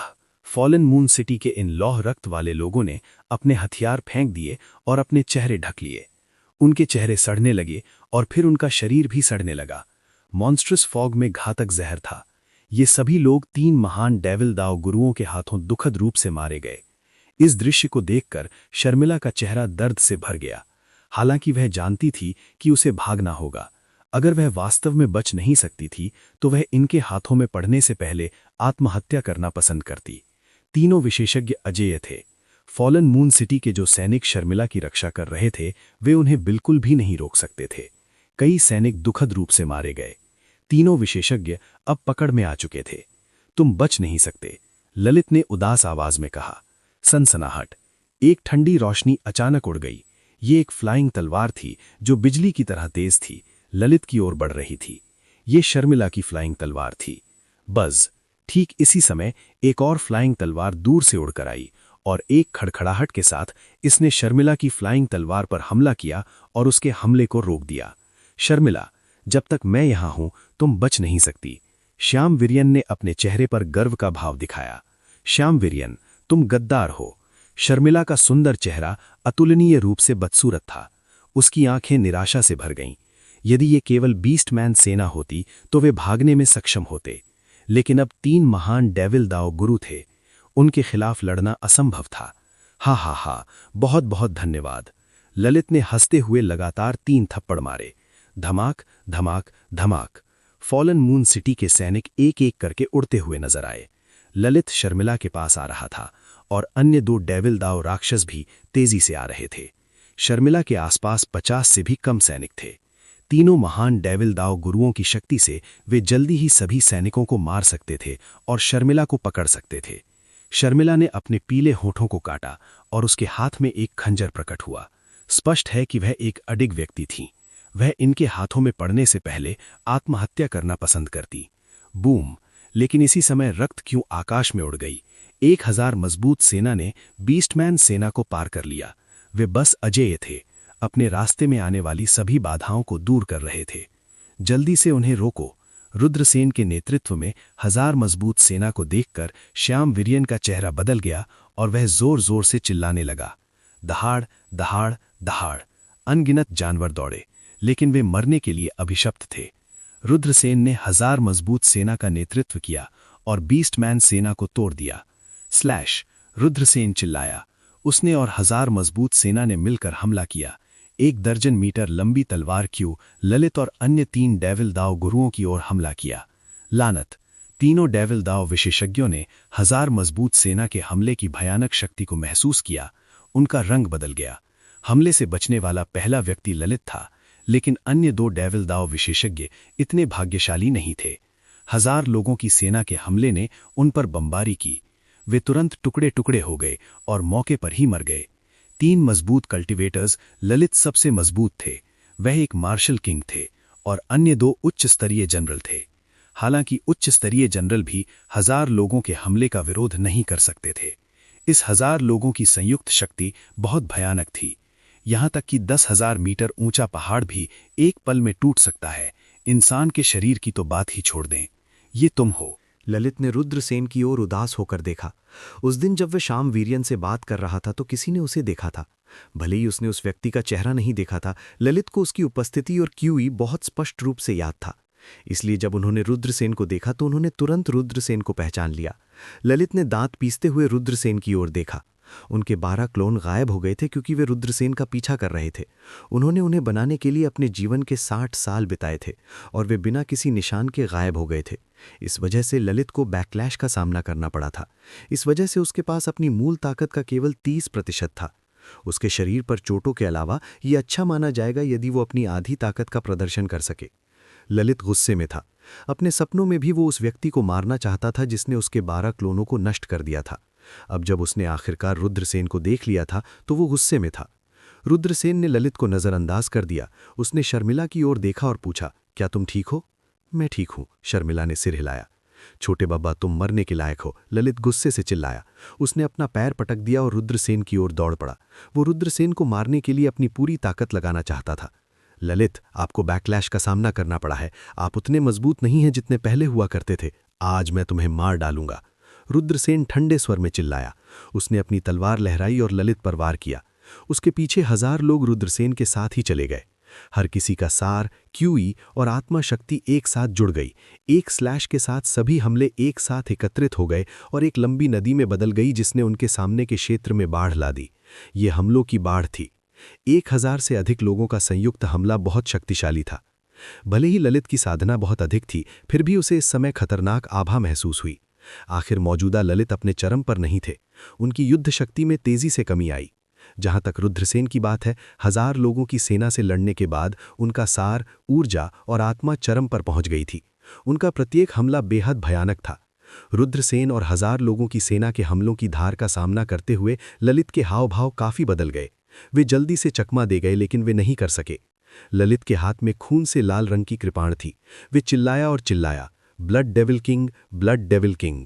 रक्त के रंग की कृपाण से अनंत मात्रा में रक्त धुंध उत्सर्जित हुई थी। खून की धुंध में रक्त लाल आकृति संघनित हो गई। रक्त लाल आकृति ने एक गहरी दहाड़ निकाली। आत्मा हथियार। रुद्रसेन चौंक गए। स्पिरिटेरे मास्टर्स और एल्केमिस्ट्स के अलावा लोहार तीसरा पेशा था। कुछ शक्तिशाली लोहार कुछ बहुत शक्तिशाली हथियार बना सकते थे, जैसे कि आम उड़ने वाली तलवारें। ये हथियार सामान्य हथियारों से अलग थे और हर प्रकार की भयानक क्षमताओं को प्रदर्शित कर सकते थे। ऐसे हथियारों को मैजिक वेपन्स कहा जाता था। मैजिक वेपन्स को भी रैंकों में बांटा गया था। निम्न से लेकर उच्च रैंक तक वे magic weapons, spirit weapons, precious weapons और ताओइस्ट वेपन्स थे। मैजिक वेपन्स पहले से ही दूर से हमला कर सकते थे। हालांकि मैजिक वेपन्स वेपन स्पिरिट्स का उत्पादन नहीं कर सकते थे। केवल एक स्पिरिट वेपन के स्तर पर एक आर्टिफैक्ट स्पिरिट का निर्माण होगा। उन्हें स्पिरिट वेपन्स क्यों कहा जाता था? ऐसा इसलिए था क्योंकि हथियारों में स्पिरिट थी। स्पिरिट का मतलब आत्मा था, इसलिए उन्हें स्पिरिट वेपन्स कहा जाता था। एक हथियार की स्पिरिट को वेपन स्पिरिट कहा जाता था। एक बार जब एक मैजिक वेपन एक स्पिरिट वेपन में बदल जाता है तो इसकी शक्ति बहुत बढ़ जाती है। रुद्रसेन ने पहले भी कई मैजिक वेपन्स देखे थे, लेकिन ये पहली बार था जब उन्होंने एक स्पिरिट वेपन देखा था। ब्लड डेविल किंग ललित के हाथ में रक्त लाल कृपाण की वेपन स्पिरिट थी। ललित ने इस शक्तिशाली स्पिरिट वेपन स्तर के रक्त लाल लंबी कृपाण से वार किया। अनंत मात्रा में रक्त लाल रोशनी आकाश और सूर्य को ढक रही थी। बैंग! दोनों पक्षों के हमलों में जोरदार टक्कर हुई। रुद्रसेन और 1000 लोगों की सेना के हमले को ललित ने स्पिरिट वेपन से तोड़ दिया। इसका ललित की ताकत से काफी लेना देना था। बेशक एक और बहुत महत्वपूर्ण कारण यह था कि ललित के हाथ में स्पिरिट वेपन बहुत शक्तिशाली था। हा, देखो मैंने तुम्हारा सिर कैसे काट दिया। रुद्रसेन और 1000 लोगों की सेना के हमले को तोड़कर ललित वहशीपूर्ण ढंग से हंसा। वो हाथ में खून से लाल कृपाण लेकर रुद्रसेन की ओर दौड़ पड़ा। ओ नहीं, रुद्रसेन खतरे में है। शर्मिला का सुंदर चेहरा बहुत बदल गया। रुद्रसेन के पीछे कई छात्र भी हैरान थे। उनकी 1000 लोगों की सेना अजेय थी, लेकिन अब वे ललित से रोके गए थे। जब किसी व्यक्ति की साधना चरम विरोधी थी, शायद वे 1000 सैनिकों को हरा सकता था। ललित स्पष्ट रूप से ऐसे ही व्यक्ति थे। वे बहुत शक्तिशाली थे। भले ही प्रतिक्रिया के कारण ली दाओशी की ताकत कम हो गई थी, रुद्रसेन और अन्य लोगों की तुलना में, सामान्य सैनिकों की तुलना में वे अभी भी एक विशाल पहाड़ की तरह थे। दबाव में हर कोई घुटन महसूस कर रहा था। छोटे लड़के, मर जाओ, ली दाओजी क्रूरता से मुस्कुराया। उनकी नज़र में रुद्रसेन पहले से ही मरा हुआ व्यक्ति था। उन्हें विश्वास नहीं था कि रुद्रसेन उनका मुकाबला कर सकता है। भले ही उनके पीछे 1000 लोगों की सेना हो, वे उनका मुकाबला नहीं कर सकता था। मर जाओ, ये बच्चा आखिरकार मरने जा रहा है। कुछ दूरी पर शाम वीर्यन ने रुद्रसेन को उपहास के साथ देखा। इसलिए क्योंकि रुद्रसेन ने ललित के साथ उनकी मुलाकात देखी थी, शाम वीर्यन न तो खा सकता था और न ही चैन से सो सकता था। शाम वीर्यन रुद्रसेन को टुकड़े टुकड़े करना चाहता था। बज़! ललित ने अपनी खून से लाल कृपाण उठाई और रुद्रसेन की ओर दौड़ पड़ा। रक्त के राक्षसों के राजा, रक्त के राक्षसों के राजा। रक्त के रंग की आर्टिफैक्ट स्पिरिट ने रक्त लाल लंबी कृपाण से संघनित होकर गहरी दहाड़ निकाली। जैसे ही हमला लैंड होने वाला था, इस महत्वपूर्ण क्षण में कुछ हुआ। उसी समय रुद्रसेन ने हमला कर दिया। रुद्रसेन ने अपना दाहिना हाथ हिलाया और एक सियान लाइट निकल गई। सियान लाइट और ललित की खून की लाल कृपाण टकरा गईं। झंझनाना, एक तेज आवाज हुई। हर कोई ये देखकर चौंक गया कि ललित का आध्यात्मिक हथियार खून से लाल कृपाण टूट गया था। सियान प्रकाश जल्दी से रुद्रसेन के पास वापस उड़ गया और रुद्रसेन द्वारा ले लिया गया। ये एक कांसे का टुकड़ा था, जो एक पवित्र सम्राट हथियार का पौराणिक सींग था। ये एक आध्यात्मिक हथियार से कहीं अधिक शक्तिशाली था। आह, मेरा खजाना, मेरा खून, शैतान की कृपाण! ललित गुस्से से चिल्लाया। उसे लगा जैसे उसके दिल से खून बह रहा हो। उसने अपनी ब्लड डेविल्स कृपाण प्राप्त करने के लिए एक बड़ी कीमत चुकाई थी और अब ये नष्ट हो गया था। मर जाओ! रुद्रसेन चिल्लाया। जब उन्होंने रुद्रसेन को सुना तो सेना अपने होश में आ गई और रुद्रसेन के साथ मिलकर ललित पर हमला कर दिया। ललित ने अपनी ब्लड डेविल्स कृपाण खो दी थी, इसीलिए वो वापस नहीं लड़ सकता। वो जल्दी से पीछे हट गया, लेकिन वो हमले से बच नहीं सका। Slash slash! ललित का बायां हाथ कट जाने से खून की छींटें पड़ गईं। दुष्ट, ललित को मार डालो! रुद्रसेन चिल्लाया। वो ललित पर हमला करता रहा। उसके पीछे की सेना और फॉलन मून सिटी के सैनिकों ने ललित पर हमला कर दिया। ललित ने फॉलन मून सिटी के इतने सैनिकों को मार डाला था, इसीलिए फॉलन मून सिटी के सैनिक उसे 1000 टुकड़ों में काटना चाहते थे। छोटे लड़के, रुको और देखो, मैं तुम्हें मार दूंगा, मैं तुम्हें 1000 टुकड़ों में काट दूंगा। ललित ने रुद्रसेन को घृणा की दृष्टि से देखा। एक क्षण बाद एक जोरदार धमाके के साथ ललित का शरीर फट गया और खूनी धुंध में बदल गया। वो आकाश में उड़ गया और बिना किसी निशान के गायब हो गया। ये एक अत्यंत शक्तिशाली भागने की तकनीक थी, जिसे ब्लड डेविल एस्केपिंग तकनीक कहा जाता था। हर बार जब वो इसका इस्तेमाल करता था तो वो अपने जीवन काल के 300 साल खा लेता था। कीमत बेहद भारी थी। हालांकि भागने के लिए ललित ने ब्लड डेविल एस्केपिंग तकनीक का इस्तेमाल किया था। आह! रुद्रसेन को बहुत थकान महसूस हुई, क्योंकि उन्होंने कांसे के टुकड़े को सक्रिय कर दिया था। हर बार जब वो कांसे के टुकड़े को सक्रिय करता था तो ये कोई आसान काम नहीं था। सौभाग्य से रुद्रसेन की साधना का स्तर बढ़ गया था, इसीलिए वो पहले की तरह कमजोर नहीं होगा। ललित एक कटा हुआ हाथ के साथ भाग गया। कई लोगों ने खुशी जताई। ये वास्तव में खुशी मनाने की बात थी, ये गर्व करने की बात भी थी। एक मार्शल किंग कितना शक्तिशाली था। लेकिन अब रुद्रसेन के नेतृत्व में वे सभी से हार गए थे। अगर वे भाग्यशाली नहीं होते तो उनकी दुखद मृत्यु हो जाती। बेशक हर कोई बहुत उत्साहित था। दूसरी ओर बीस्टमैन सेना घबरा रही थी। 3 मानव दाव विशेषज्ञों में से 2 की मृत्यु हो गई और एक घायल हो गया। इस समय ये खबर फैल गई कि बीस्टमैन सेना के कई जनरलों के मारे जाने की खबर है। पूरी बीस्टमैन सेना अराजकता में थी। आतंक फैल गया और जानवरों की सेना घबराहट में पीछे हटने लगी। इन शापित जानवरों को मार डालो। फॉलन मून सिटी के सैनिकों का मनोबल बहुत बढ़ा और वे पागलों की तरह लड़ने लगे। फॉलन मून सिटी के सैनिकों ने बीस्टमैन सेना का पीछा किया और भारी हताहतें हुईं। भागो भागो भागो। श्याम वीर्यन ने ये सब पीले चेहरे से देखा। उन्हें इस तरह के उलटफेर की उम्मीद नहीं थी। ये सब उस बमने की वजह से था। अगर वो नहीं होता तो शर्मिला को पकड़ लिया जाता और फॉलन मून सिटी के सैनिक हार गए होते। लेकिन अब उस बरूने के आने के कारण स्थिति उलट गई। 3 मानव दाव विशेषज्ञ या तो मर गए या घायल हो गए। बीस्टमैन सेना जिसके पास पूर्ण लाभ था हार गई। गद्दार के रूप में श्याम वीर्यन की प्रत्याख्याति दुनिया के सामने आ गई। अगर फॉलन मून सिटी हार गई होती तो वो विजेता होता, लेकिन अब वो एक आवारा कुत्ता था। श्याम वीर्यन ने नफरत से दांत पीसे। वो रुद्रसेन को टुकड़े टुकड़े करना चाहता था, लेकिन उसने रुकने की हिम्मत नहीं की। अगर वो रुका तो क्या वो मौत की सजा नहीं पाता? श्याम वीर्यन को भागने मत दो, रुद्रसेन गुस्से से चिल्लाया। उसने अपनी तलवार उठाई और श्याम वीर ध्यान की ओर बढ़ा। हजारों लोगों की सेना और फॉलन मून सिटी के सैनिकों ने श्याम वीर्यन पर हमला कर दिया। फॉलन मून सिटी के सैनिक श्याम वीर्यन से और भी ज्यादा नफरत करते थे। अगर ये गद्दार नहीं होता तो फॉलन मून सिटी की सेना को इतना भारी नुकसान कैसे उठाना पड़ता? हमलों की वो शक्तिशाली धारा एकत्रित हुई। श्याम वीर्यन के हाव भाव काफी बदल गए। हालांकि उसने बचने की पूरी कोशिश की, लेकिन वो पूरी तरह से नहीं बच सका। वो हमलों की धारा से मारा गया और उसे उड़ते हुए भेजा गया। हालांकि वो मरा नहीं, क्योंकि श्याम वीर्यन ने एक शक्तिशाली जादू का लबादा पहना हुआ था। एक गड़गड़ाहट सुनाई दी। श्याम वीर्यन जमीन पर गिर गया। उसका चेहरा बेहद पीला पड़ गया था। सेना ने श्याम वीर्यन को घेर लिया था। पंख होने पर भी वो बच नहीं सकता था। शीलान, मुझे जाने दो। चूंकि मेरे पिता आपके दादा के लिए मर गए थे, इसलिए कृपया मुझे जाने दें। श्याम वीर्यन ने शर्मिला को पीले चेहरे से देखा। शर्मिला ने श्याम वीर्यन को घृणा से देखा और ठंडे स्वर में कहा, मेरे पासवान परिवार ने आपके साथ अच्छा व्यवहार किया है। वज्रदेश ने आपके वीर परिवार के साथ अच्छा व्यवहार किया है। आप अपनी स्वार्थी इच्छाओं के लिए डेविल दाव और बीस्टमैन साम्राज्य के साथ कैसे सांठ-गांठ कर सकते हैं? तुम गद्दार हो। कितने लोग आपकी स्वार्थी इच्छाओं के कारण मर गए हैं। अगर मैं तुम्हें बख्शना भी चाहता तो भी स्वर्ग नहीं छोड़ता। यदि आप आज्ञाकारी रूप से आत्मसमर्पण करते हैं तो आपको कम कष्ट होगा। यदि आप विरोध करते हैं तो आपको नुकसान होगा, रुद्रसेन ने उदासीनता से कहा। रुद्रसेन की आवाज सुनते श्याम वीर्यन का चेहरा टेढ़ा हो गया। इस व्यक्ति ने उसके सामने सब कुछ बर्बाद कर दिया था। वो वही था जिसने अपना भाग्य बदल दिया। श्याम वीर्यन ने दहाड़ते हुए कहा, बव्वाह, मैं तुम्हें द्वंद्व युद्ध के लिए चुनौती देता हूं। मैं इस पर अपना जीवन दांव पर लगाऊंगा। अगर मैं तुम्हें हरा दूं तो मुझे जाने दो। अगर मैं हार गया तो आप मेरे साथ जो चाहें कर सकते हैं। श्याम वीर्यन ने सही कहा।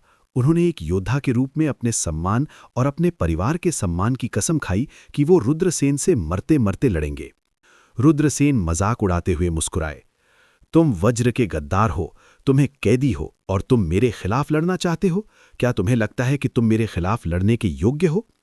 तुम कायर हो। श्याम वीर्यन ने दहाड़ते हुए रुद्रसेन पर हमला किया। Boom boom. हजारों लोगों की सेना, फॉलन मून सिटी के घने सैनिकों ने उसी समय श्याम वीर्यन पर हमला कर दिया। हमलों की धार एक साथ इकट्ठा हो गई और एक बार फिर श्याम वीर्यन पर बमबारी कर दी।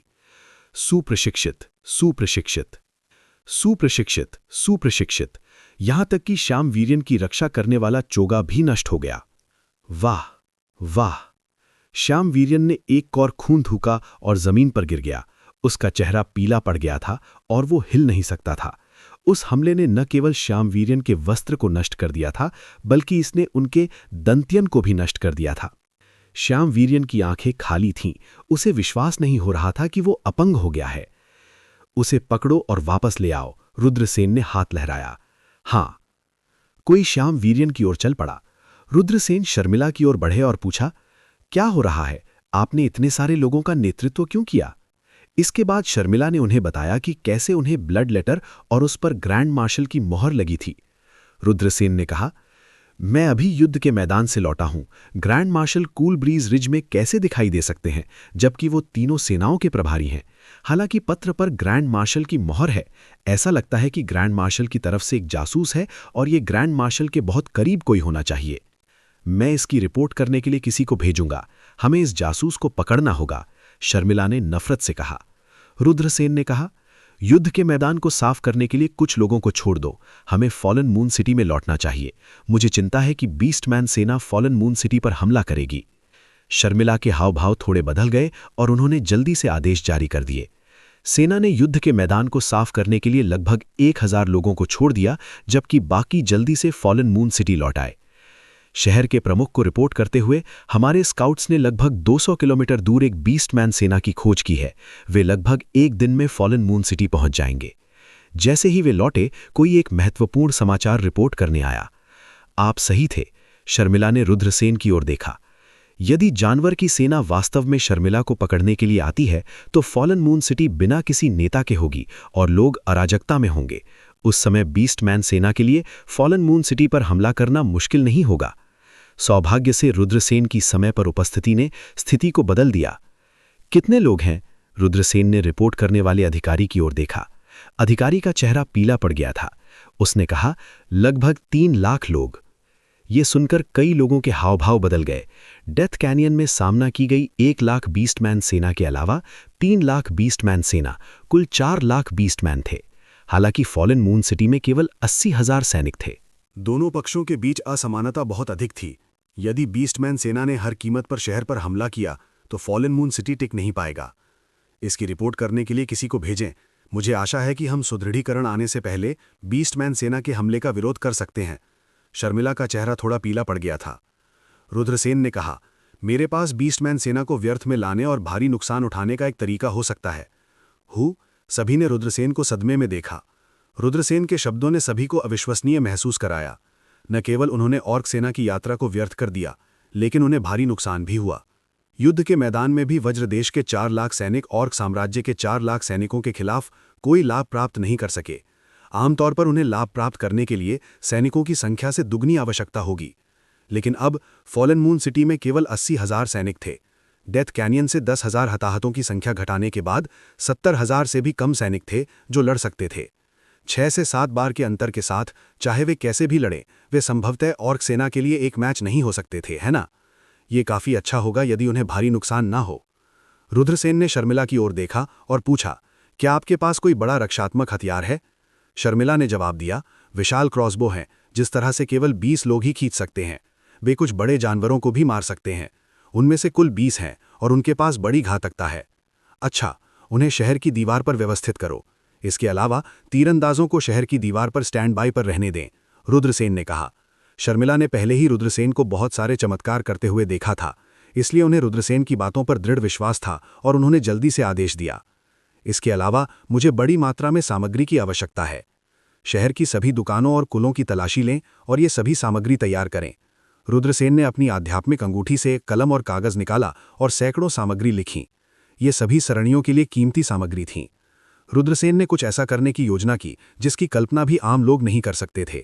वह एक विशाल सरणी की व्यवस्था करना चाहता था, एक विशाल सरणी जो पूरे फॉलन मून सिटी को कवर करेगी। एक साधारण आध्यात्मिक सरणी मास्टर के लिए यह असंभव था। ऐसा इसलिए था क्योंकि इतनी बड़ी सरणी में किसी की आध्यात्मिक ऊर्जा की बहुत अधिक आवश्यकता थी।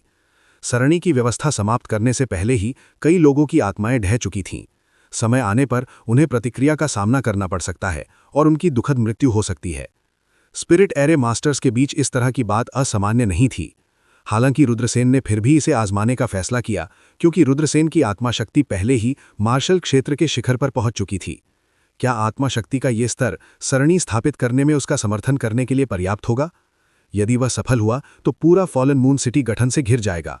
जब 4 लाख ऑर्क सेना पहुंचा तो वह गठन को सक्रिय कर सकता था और 4 लाख ऑर्क सेना को फंसा सकता था। उस समय फॉलन मून सिटी के किसान शहर की दीवारों पर खड़े होते और ऑर्क सेना पर हमला करते। कोई कल्पना कर सकता है कि ऑर्क सेना को कितना नुकसान होगा। यही कारण था कि सर्वालोक महाद्वीप के 3000 प्रांतों में आध्यात्मिक सरणी मास्टर्स सबसे सम्मानित पेशा थे। केमिस्ट, लोहार और अन्य व्यवसायों की तुलना इस पेशे से नहीं की जा सकती थी। क्या यह केवल आध्यात्मिक सरणी तकनीकों के चमत्कारों के कारण था? बिल्कुल नहीं। स्पिरिट एरे मास्टर का सबसे शक्तिशाली पहलू अभी भी द ग्रेट एरे था।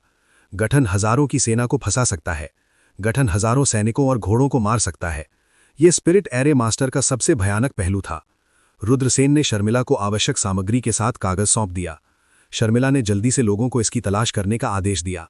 पूरे फॉलन मून सिटी में सभी दुकानों, कुलों और सेनाओं जिनके पास आध्यात्मिक सरणी सामग्री थी, सब ने अपना योगदान पेश किया। ऐसा इसलिए था क्योंकि हर कोई जानता था कि अब ये जीवन और मृत्यु का क्षण था। यदि वे ऑर्क सेना का विरोध नहीं कर सके तो एक बार शहर का उल्लंघन हो जाने के बाद ऑर्क साम्राज्य निश्चित रूप से शहर में सभी का संहार कर देगा। उस समय फॉलन मून सिटी में लाखों लोग ऑर्क साम्राज्य के कसाई के चाकू के नीचे दुखद रूप से मर जाएंगे। आवश्यक आध्यात्मिक सरणी सामग्री एकत्र करने के बाद रुद्रसेन व्यस्त हो गए। समय बहुत तंग था, केवल एक दिन बचा था, इसलिए रुद्रसेन एक पल के लिए भी देरी नहीं कर सकते थे। इस शहर में क्या कोई आध्यात्मिक सरणी मास्टर्स हैं? उन्हें मेरी मदद करने दो, रुद्रसेन ने कहा। 3 आध्यात्मिक सरणी मास्टर्स हैं, मैं उन्हें पहले से ढूंढने जाऊंगा, शर्मिला ने कहा। 3 स्पिरिट एरे मास्टर्स एक बूढ़ा आदमी और 2 मध्यम वायु वर्ग के पुरुष थे। बूढ़ा आदमी एक शुरुआती उन्नत आत्मा सरणी मास्टर था, जबकि 2 मध्यम वायु वर्ग के पुरुष शुरुआती इंटरमीडिएट स्पिरिट एरे मास्टर्स थे। जब उन्होंने रुद्रसेन को देखा तो उन्होंने उनके बारे में ज्यादा नहीं सोचा। वो सिर्फ 16 या 17 साल का लड़का था। क्या वो एक प्रशिक्षु स्पिरिट एरे मास्टर था? हालांकि जब उन्होंने सुना कि रुद्रसेन क्या करने जा रहे हैं तो वे सभी दंग रह गए। पूरे फॉलन मून सिटी को कवर करने के लिए एक बड़ी सरणी स्थापित करना, ये एक काल्पनिक कहानी की तरह लग रहा था। ऐसा करने के लिए कम से कम एक गहन आत्मा सरणी मास्टर की आत्मा शक्ति की आवश्यकता होगी। लड़के, क्या तुम दिवास्वप्न देख रहे हो? पुराने स्पिरिट एरे मास्टर ने कहा। जीवन और मृत्यु के इस क्षण में इतनी बात करने का समय नहीं है, बस मेरे पीछे आओ, रुद्रसेन ने कहा। फिर मुड़ा और शहर से बाहर चला गया। कृपया आप तीनों। शर्मिला झुक गईं। वे तीनों सहमत नहीं होना चाहते थे क्योंकि ऑर्क साम्राज्य की सेना आ रही थी। वे जल्द से जल्द फॉलन मून सिटी छोड़ना चाहते थे। हालांकि उन पर मार्शल पासवान का एहसान करना पड़ा। अब जबकि शर्मिला ने उन्हें व्यक्तिगत रूप से आमंत्रित किया था तो वे मना नहीं कर सकते थे। अंत में उन तीनों ने सिर हिलाया। उन्होंने स्वाभाविक रूप से नहीं सोचा था कि रुद्रसेन ऐसा कुछ कर सकते हैं, क्योंकि ये बहुत अविश्वसनीय था। हालांकि वे तीनों जल्द ही चौंक गए। ऐसा इसलिए था क्योंकि रुद्रसेन की क्षमताएं उनसे कहीं अधिक थीं।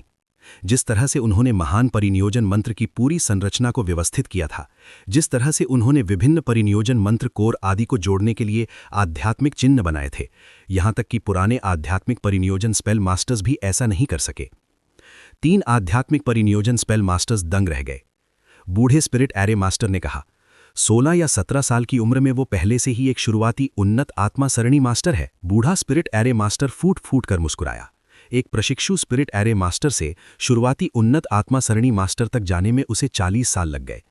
वो 20 साल से beginner advanced spirit array master में फंसा हुआ था और उसे तोड़ नहीं सकता था।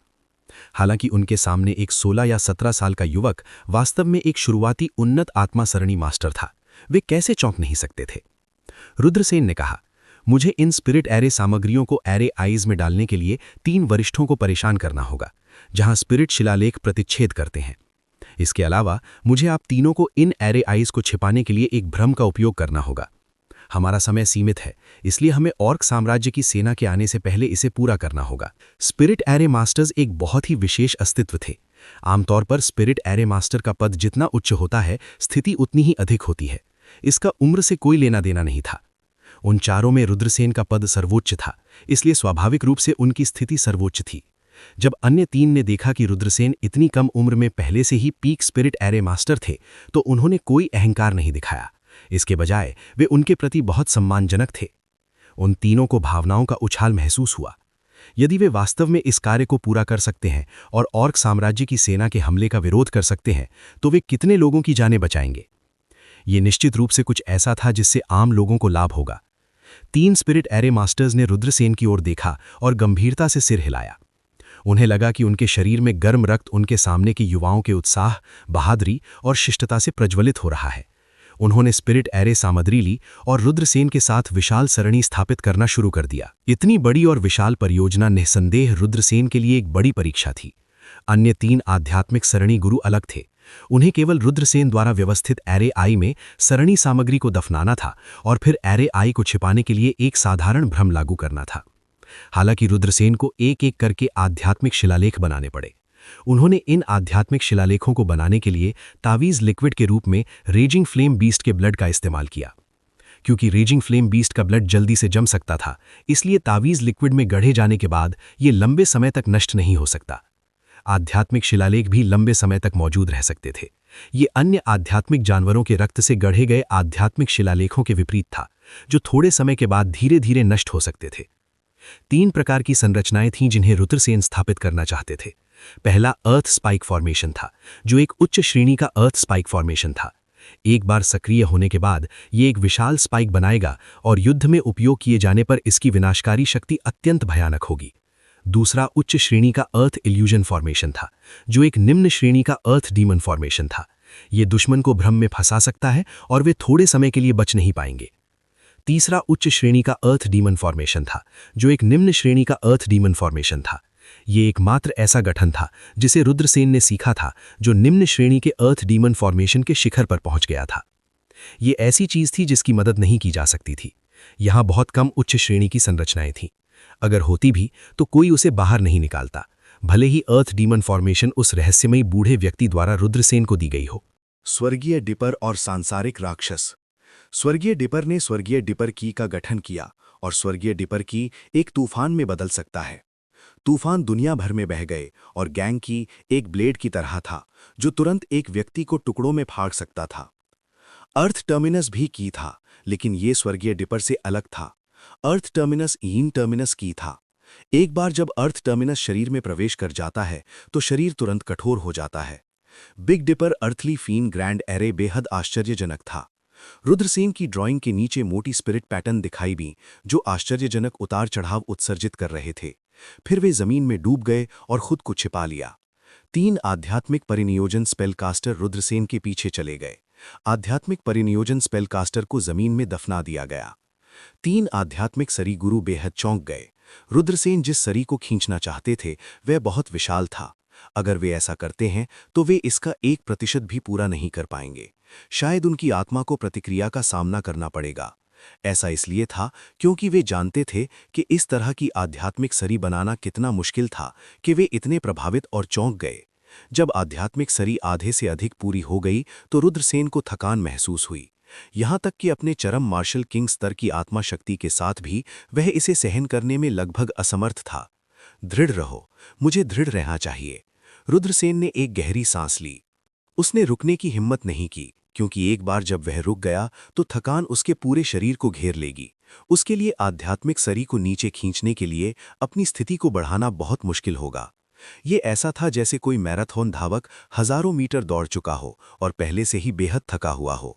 यदि वह दौड़ना जारी रखता है तो ये पूरी तरह से जड़ता के बाहर हो जाएगा। यदि आप उसे जारी रखने से पहले थोड़ी देर रुकने और आराम करने के लिए कहते हैं तो निश्चित रूप से उसके पास दौड़ना जारी रखने की ताकत नहीं होगी। रुद्रसेन की यही स्थिति थी। जब उन्होंने 60% पूरा कर लिया था तो रुद्रसेन का चेहरा कागज की शीट की तरह पीला पड़ गया था। उसे लगता था जैसे उसका सिर फटने वाला है। जब रुद्रसेन ने 80% पूरा कर लिया था तो उनका शरीर कांप रहा था, ठंडा पसीना बहता रहा और उनकी आंखें बेजान थीं। इस दृश्य को देखकर अन्य 3 स्पिरिट एरे मास्टर्स के हाव भाव बदल गए। नहीं, वह अब और दृढ़ नहीं रह सकता। यदि वह दृढ़ रहता है तो उसकी आत्मा को प्रतिक्रिया का सामना करना पड़ेगा। वह बैकलैश से एक दयनीय मौत भी मर सकता है। पुराने स्पिरिट एरे मास्टर्स बहुत अनुभवी थे। जब उन्होंने रुद्रसेन की वर्तमान स्थिति देखी तो उनके हाव भाव बार बार बदल गए। एक अधमेड़ उम्र के स्पिरिट एरे मास्टर ने कहा, तो फिर हमें अब क्या करना चाहिए? उन्होंने कहा कि हमें जल्दी से उसे रोकने की जरूरत है, लेकिन अगर हम उसे रोकते हैं तो गठन विफल हो जाएगा। एक अन्य अधमेड़ उम्र के स्पिरिट एरे मास्टर ने कहा, अगर हम उसे नहीं रोकते हैं तो गठन सफल नहीं होगा। इसके अलावा वह बिना किसी संदेह के मर जाएगा। पुराने स्पिरिट एरे मास्टर्स ने कहा। दोनों मध्यम उम्र के स्पिरिट एरे मास्टर्स ने सिर हिलाया। उन तीनों ने रुद्रसेन की ओर देखा।